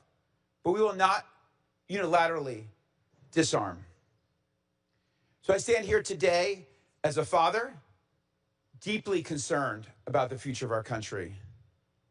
I stand here as a patriot, as the grandson of immigrants who came through Ellis Island. Senator Becker, I'm sorry. Can you please address your comments to me? Oh, thank you. Presiding officer. You turn around? Yes, thank you. Okay, I often do this way. The camera.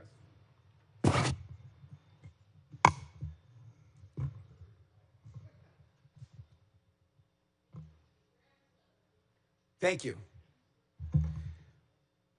I stand here as a father, deeply concerned for the future of my children. I stand here as a grandson of immigrants who came through Ellis Island, through the Statue of Liberty. And I stand here as an elected official, serving the people. And today I stand up for democracy. And it's been said that democracy is not a spectator sport. And we need every American engaged now. It's like when you go to the airport and they say, if you see something, say something. So we need every American. I need my Republican colleagues. We need our Republican legislators in Congress. If you see the president doing something wrong, you need to call it out. And this is wrong. We know what he's doing is wrong, and we know that we must stand up. And California is standing up. It's about time. I've never been prouder of our state. And we need each American to act as though democracy depends on them, because we know ultimately it does. Thank you. Thank you, Senator Chobo. You are recognized.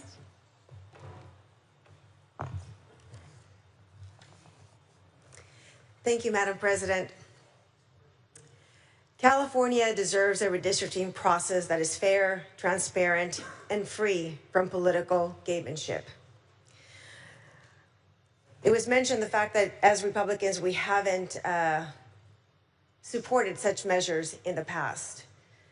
But unfortunately, many a times when measures are placed forward in this body, because of the supermajority, many of the times we're not included to give feedback and input on these measures. And therefore, these measures don't necessarily become equitable or fulfill the full intent of that bill. And it's one of the reasons why we could not support the measure that was mentioned earlier by my dear colleague from Santa Cruz. I looked up the analysis for that particular bill right after you mentioned it, and we'll have conversations after of the session. But going back to this particular bill, weakening and discarding the independent commission, even temporarily, betrays the trust of the voters placed in us and undermines the integrity of our democracy. California has long set the standard for fair redistricting, outfitted with a voter-established independent commission. Question of the author, ma'am. Will the author take a question? Will the author take a question? Yes. You may proceed. Through the president. Does the state of Texas have an independent commission on redistricting voted by the voters of Texas? They do not. Okay. The Citizens Redistricting Commission was created to end decades of political gerrymandering. Rolling back the progress for short-term gains risk undoing years of hard-fought reforms. Californians deserve leaders that will protect the independent system voters demanded and preserve it for generations to come. Unlike Texas, we have this. They do not. And it falls, oh, question of the author. Yes. Will the author take a question? Absolutely. You may proceed. Does the Texas legislature have the purview to redraw their lines? They do. They don't have the purview to violate the Voting Rights Act and disenfranchise their voters, but that is what they're doing. So as mentioned earlier by my colleague from Bakersfield, the state of Texas was sued and was obligated to redraw their lines. Checkpoint. Before the commission's creation, district lines were developed in secrecy through insider deals, often protecting incumbents or political insiders. California voters ended that in 2008 with Proposition 11, the Voters' First Act, which established the commission. 2 years later, Proposition 20 expanded its reach to include congressional districts. Since then, the commission has consistently delivered maps through open, publicly reviewed processes, even successfully adapting during the pandemic-delayed 2020 cycle, earning praise for transparency and efficiency. If signed into law, today's proposed legislative package would strip the commission's authority, quote unquote, temporarily, granting lawmakers control over congressional redistricting for the 26, 28, and 30 election cycles. While framed by some as reactive to nationwide redistricting trends, critics warn that it compromises California's voter-approved safeguards and damages its leadership and electoral fairness. This proposal undermines the voters' trust, since the commission was created by the voters to ensure fairness, transparency, and accountability. Repealing it would feel like repudiating the voter intent. AB 604 was drafted without constitutional safeguards intended to promote fair and representative district maps. Stated that these maps are intended to elect 5 additional Democrat congressional seats. Let's register that. This mid-cycle redistricting plan undermines the state's constitution by seeking a voter-approved amendment that would temporarily waive the key provisions of the California State Constitution's Article 21, allowing politicians to redraw lines for partisan gain rather than adhering to established democratic principles. First, the plan ignores the constitutional mandate that redistricting occur only in the year following the year in which the national census is taken under direction of Congress at the beginning of each decade. By pushing for changes mid-decade outside the post-census window, this proposal disrupts the every 10-year rhythm that's designed to ensure districts reflect accurate, updated population data. This could open the door to arbitrary manipulations whether political winds shift. Second, it waives the rigorous criteria outlined in the state constitution that prioritizes geographical and social considerations to promote fairness. These include requiring districts to be geographically contiguous, criterion 3, respecting the integrity of cities, counties, neighborhoods, and communities of interest by minimizing their division, criterion 4, and ensuring compactness where practicable, criterion 5. And I know that it was stated that 76% of these congressional districts fit the Redistricting Commission's criteria, meaning these. But the additional and the remaining do not, therefore violating the very intent and the guidelines of the Constitution. The legislature's secretive, and secretive meaning no one can divulge where they came from, and rush map drawing processes discards these standards. And secretly meaning that no one knows how they were drawn, but yet they've appeared secretly by an unknown hand online. And now they're transparent because they're there. But no one knows who placed them there and who drew them in the first place. Potentially fracturing cohesive communities and creating convoluted districts that prioritize electoral outcomes over logical boundaries, as stated on this body in this floor today. Finally, the plan flouts the Constitution's explicit prohibition against partisan gerrymandering, which states that districts shall not be drawn to favor or discriminate against an incumbent political candidate or political party. And yet, once again, on this floor today, it was mentioned that it was due to the reasoning of electing 5 Democrat congressional districts, stated on this floor. By suspending the Citizens Redistricting Commission and empowering the legislature to redraw these maps, this legislation invites blatant favoritism, eroding the impartiality voters enshrined in the Constitution to prevent self-serving power grabs. Folks, this is serious. Ladies and gentlemen, this is very, very serious. When we are elected, we swear an oath to uphold both the US and the California Constitution. Regardless of what any other state does, that is what we do when we stand on this floor, this red carpet, and we raise our hand. 2 wrongs don't make it right. And when it says to join our colleagues in repudiating other states for what they're doing, folks, we were elected to represent the state of California. I had a podcast I was listening to just this morning talking about whether or not term limits should exist.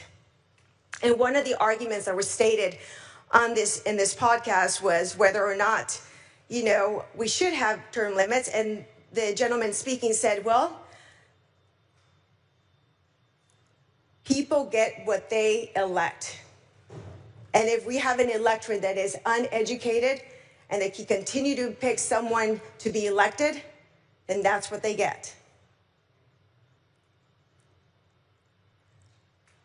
If Texas has not changed their constitution, if they have not created a redistricting commission, then folks, who are we to direct the autonomy of the legislature of that state? What authority do we have to influence another state's legislature elected by their people? I think it's humbling to think that we should do that. If we have relationships, great. Have those conversations. But as a body, to go to another state as elected and think that we have the authority to tell them how to run their state, I think it's ridiculous. I think it's disrespectful to them and to the people who elected those to represent them. I respectfully ask for a no vote. Thank you. Senator Caballero, you are recognized. Thank you, Madam President. It's been interesting listening to the comments today. Senators, California didn't start this fight. We've always had an amicable relationship with our president. Amicable because the president understands that California is a donor state to this great country.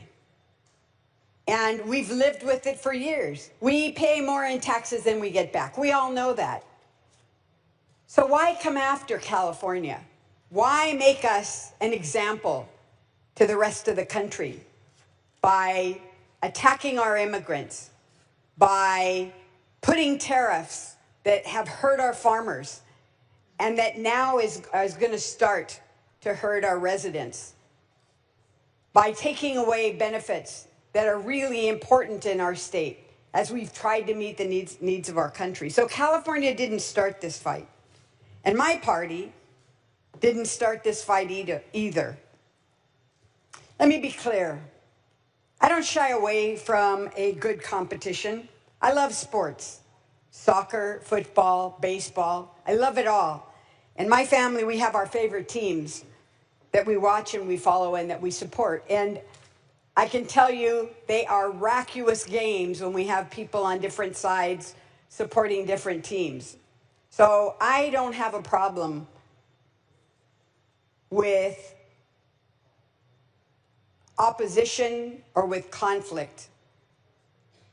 But what I do insist on is that the game be fair. I do insist that everybody know what the rules are at the beginning of the game and then it's not changed.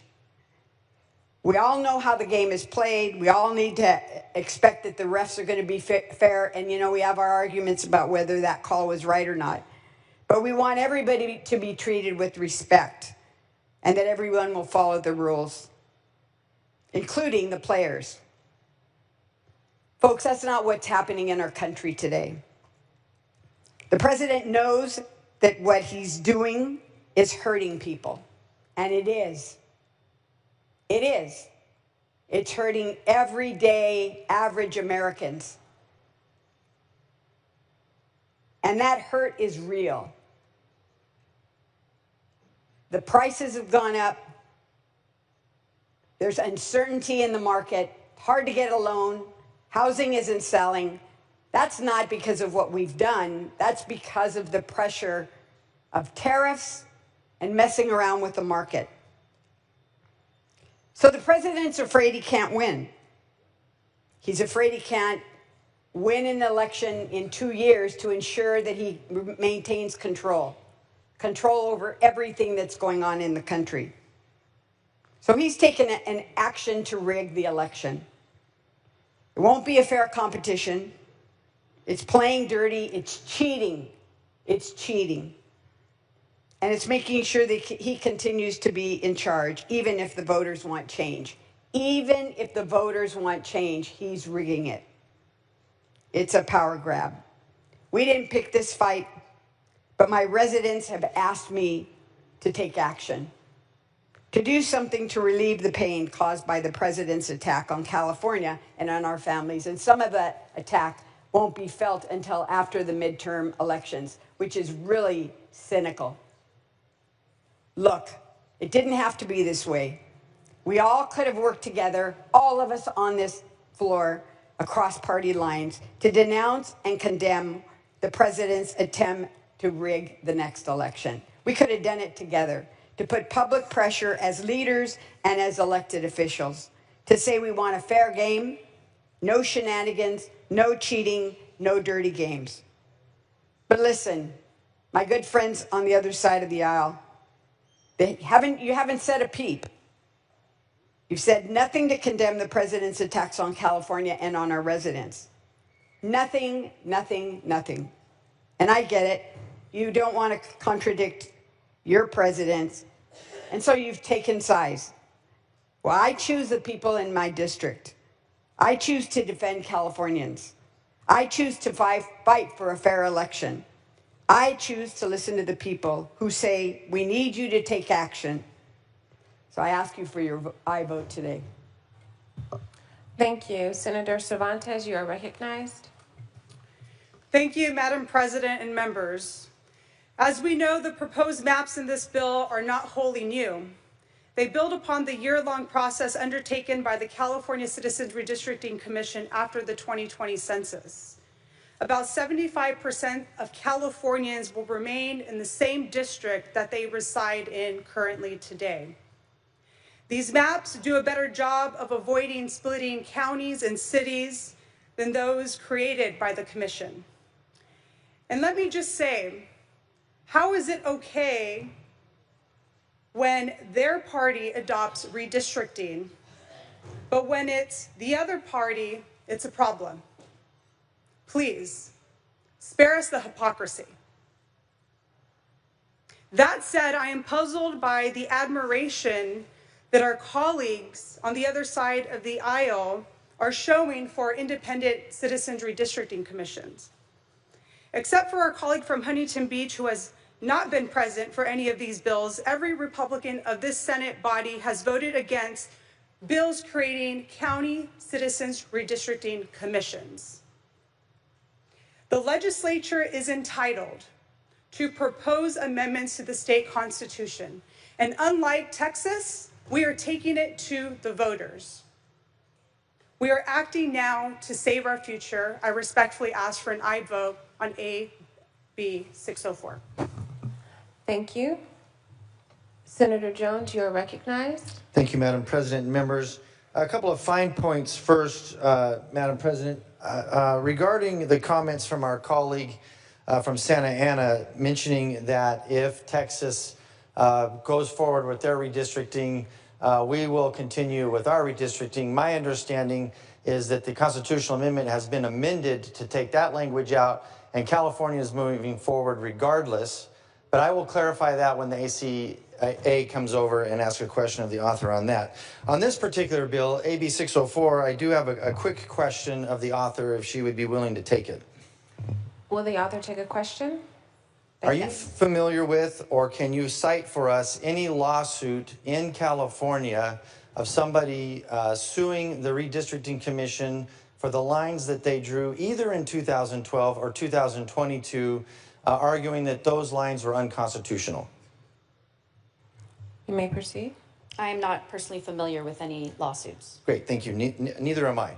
And that's because our process isn't unconstitutional. Now, many of us had problems with the lines with 2022 when they came out. Both Democrats and Republicans got a little gripey about some of the lines. Legitimately, I believe so. But we didn't sue. We kind of, went with it and made the best of it that we could. One of the things I want to share this morning is I'm very proud of my Republican colleagues for their demeanor this morning and their professionalism in their comments, regardless of the incendiary and accusational comments of the open on this bill, AB 604. And I will share that compliment with my Democrat colleagues as well. I think that the debate has been very professional and moving us along. One of the things I'm very concerned about in the debate this morning that I want to raise attention to is some terms that were used this morning on the floor. Rigged, dictator, unchecked power, period, full stop. That one cracks me up when you all use that one, because I know the governor uses that all the time. So I don't know if you're trying to get in his good graces by imitating him or whatever, but period, full stop. There's usually a lie behind that, by the way. Bully, autocrats. Permission to read, Madam President. Without seeing any objection, it is granted. While this was all going on, a term came to mind, projecting or projection. So I looked it up to make sure that I had it right. Projecting refers to a psychological defense mechanism where an individual unconsciously attributes their own unacceptable feelings, thoughts, or traits to another person. Why did this come up in my mind today as you've been standing on this floor railing against Republicans in Texas, railing against Republicans in Washington, D.C. for not having any courage to stand up to the dictators of the governor of Texas and the president of the United States? Where's the courage for the Republicans? Let me ask you this. Every single year, we pass off this floor and the assembly floor a handful of bills that pass on unanimous votes. Unanimous. Every Republican, every Democrat votes for these bills. Some of these bills are authored by Democrats and some of these bills are authored by Republicans. One bill in particular comes to mind. It's a very simple bill. authored by the incoming pro tem. She's attempted to pass this bill, has passed the bill 4 times, and has been vetoed 4 times. Where's the courage when a bill has unanimous votes to conduct a veto override? You don't even need us for a veto override. You can do it by yourselves. But we've come to you over and over and over and over every single year. We will support you in a veto override. We will help you in a veto override on a simple bill. Just pick the simplest one. Let's just do it. And prove that you have the courage that you're accusing us of not having. I will share with you, there are examples of Republicans in supermajority Republican states of doing that exact same thing on a Republican governor. I encourage you to have that courage. Point of order, Madam President. This dialogue has nothing to do with what's before us here, and I'd ask you to rule in that way and ask the Speaker to stick to the matter that's on the floor before us. Thank you. Point is well taken. If Senator Jones could please stick to the merits of the bill before us. Thank you, Madam President. I appreciate our colleagues standing up and recognizing that my comments might be incendiary and accusational, similar to the opening remarks of the author. The important thing that I think is to share here is I rise in strong opposition to AB 604. The gaslighting that has been, or gavlighting, if you prefer that term better, that's been going on this morning is just the mental gymnastics that you have to do to come up with these arguments that you're making for what we're trying to do here on the floor in the state of California is just amazing to me how you do that. And I want to share, and I again, other senators have said, I appreciate every single one of you. I count every single senator on this floor a friend, all 30 Democrats. I honor you. I admire you. This is not an easy job. But sometimes we have to call it like it is. We have to call balls and strikes, according to the gamesmanship analogies that were used earlier. What's happening here is simple. Gavin Newsom and Democrat politicians are trying to ram through a corrupt redistricting scheme to rig California's elections. This scheme is unconstitutional. It's undermining both the letter and the spirit of the California Constitution. It ignores the principles of germane law, election integrity, twisting the rules to benefit one party.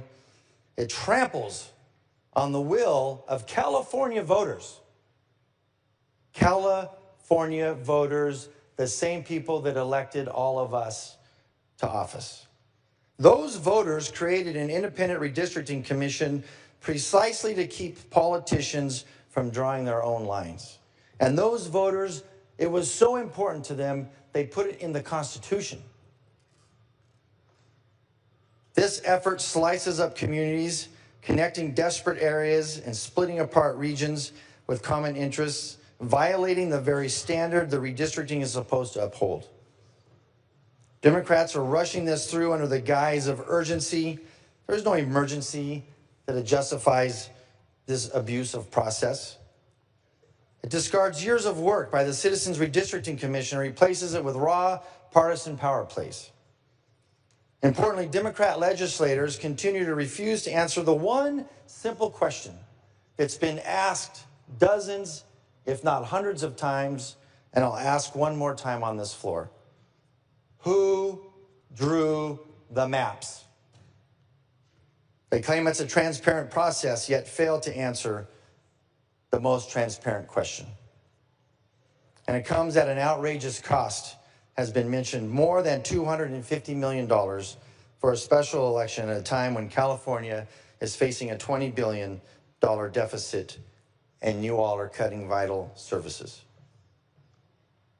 The result is the maps that destroy representative proportionality are rigged for partisan gain, not fair representation. Senate Republicans are united against this abuse of power. We're standing together to defend Californians, to uphold our Constitution, the California Constitution, and to fight for fair and honest elections. And let's make two more points before I close. The interesting thing is you all keep bringing up Texas. Texas right now, the Republicans in Texas right now have an effort afoot to make it easier for the legislature to override, do a veto override in Texas. Republicans are trying to make it easier in Texas to conduct a veto override. I'm asking you just to try. Now, the other interesting thing about this effort is we all know this is going to fail on the ballot. This is a loser from the beginning. So what's the win? What's the upside for all of us here on the Senate floor to go blindly along with the governor's plan here? It's going to fail. And what's the only gain? I'll tell you what the only gain is. Governor Gavin Newsom is getting more headlines. He's getting more name ID, and he's creating a brand across the country so that he can run for president, and you're helping him. To my colleagues across the aisle, I strongly encourage you to stand against this self-serving governor with courage rather than acting like a march of the lemmings. I urge a no vote on AB 604.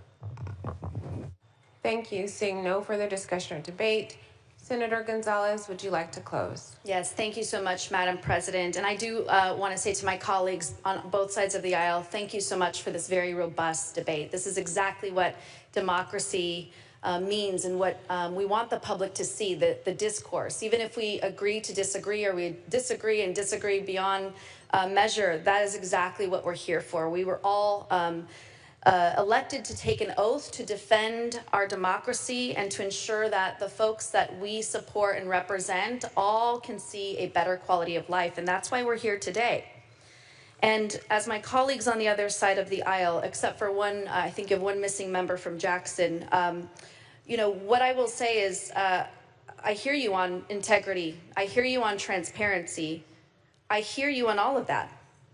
And this is where I'm really confused because with all due respect, it is very hypocritical to say that you believe in all this, but yet when you've been offered the opportunity to talk about what is the egregious actions by this federal government, the egregious actions by Texas legislators to disenfranchise voters, to additionally split counties and cities, to continue to violate the Voting Rights Act, to just completely ignore communities of interest, and to continue to safeguard the Trump presidency, because guess what? It doesn't just stop after 2028.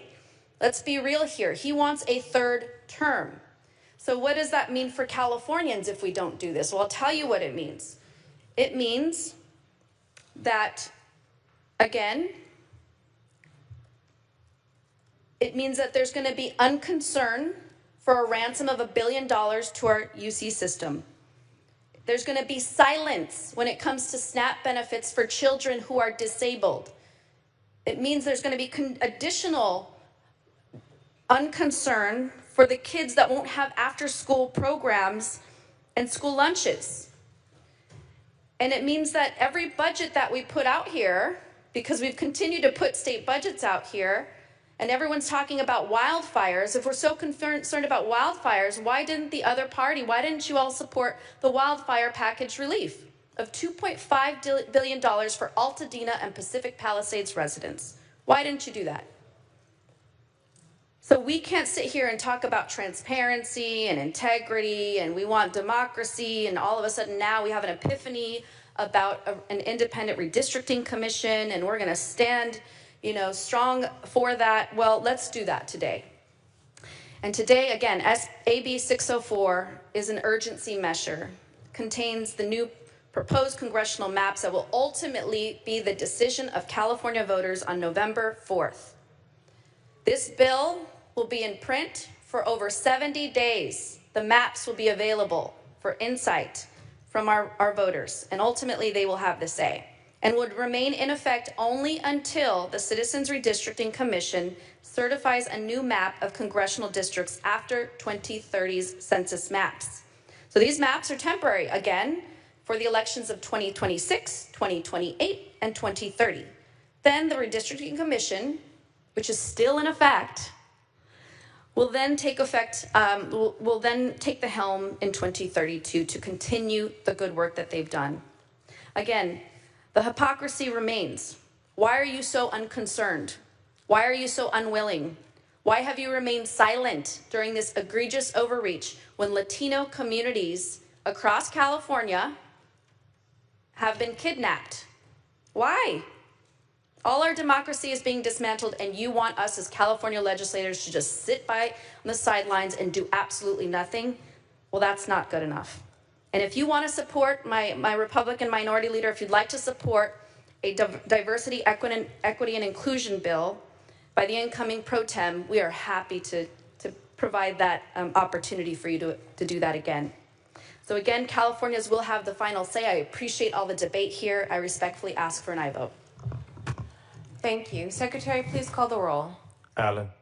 Aye. Alvarado Gil. Archuleta. Aye. Adeguin. Aye. Ashby. Aye. Becker. Aye. Blakespear. Aye. Cabaldon. Aye. Caballero. Aye. Cervantes. Aye. Choi. No. Cortezi. Aye. Daly. No. Durazo. Aye. Gonzalez. Aye. Grayson. Aye. Grove. No. Hurtado. Aye. Jones. Laird.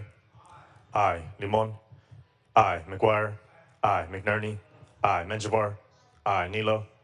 No. Ochoa Bog. No. Padilla. Aye. Perez. Aye. Reyes. Aye. Richardson. Aye. Rubio. Aye. Ciarto. No. Smallwood Cuevas. Aye. Stern. Aye. Strickland. No. Umberg. Aye. Valadares. No. Wahab. Aye. Weber Pearson. Aye. Weiner. Aye. Secretary, please call the absent members. Alvarado Gil. Jones. No. Ayes 30, noes 9. That measure passes. Members, we are now going to take a very brief 20-minute recess for lunch. Stay in the building. We will come back in 20 minutes. We are now on recess.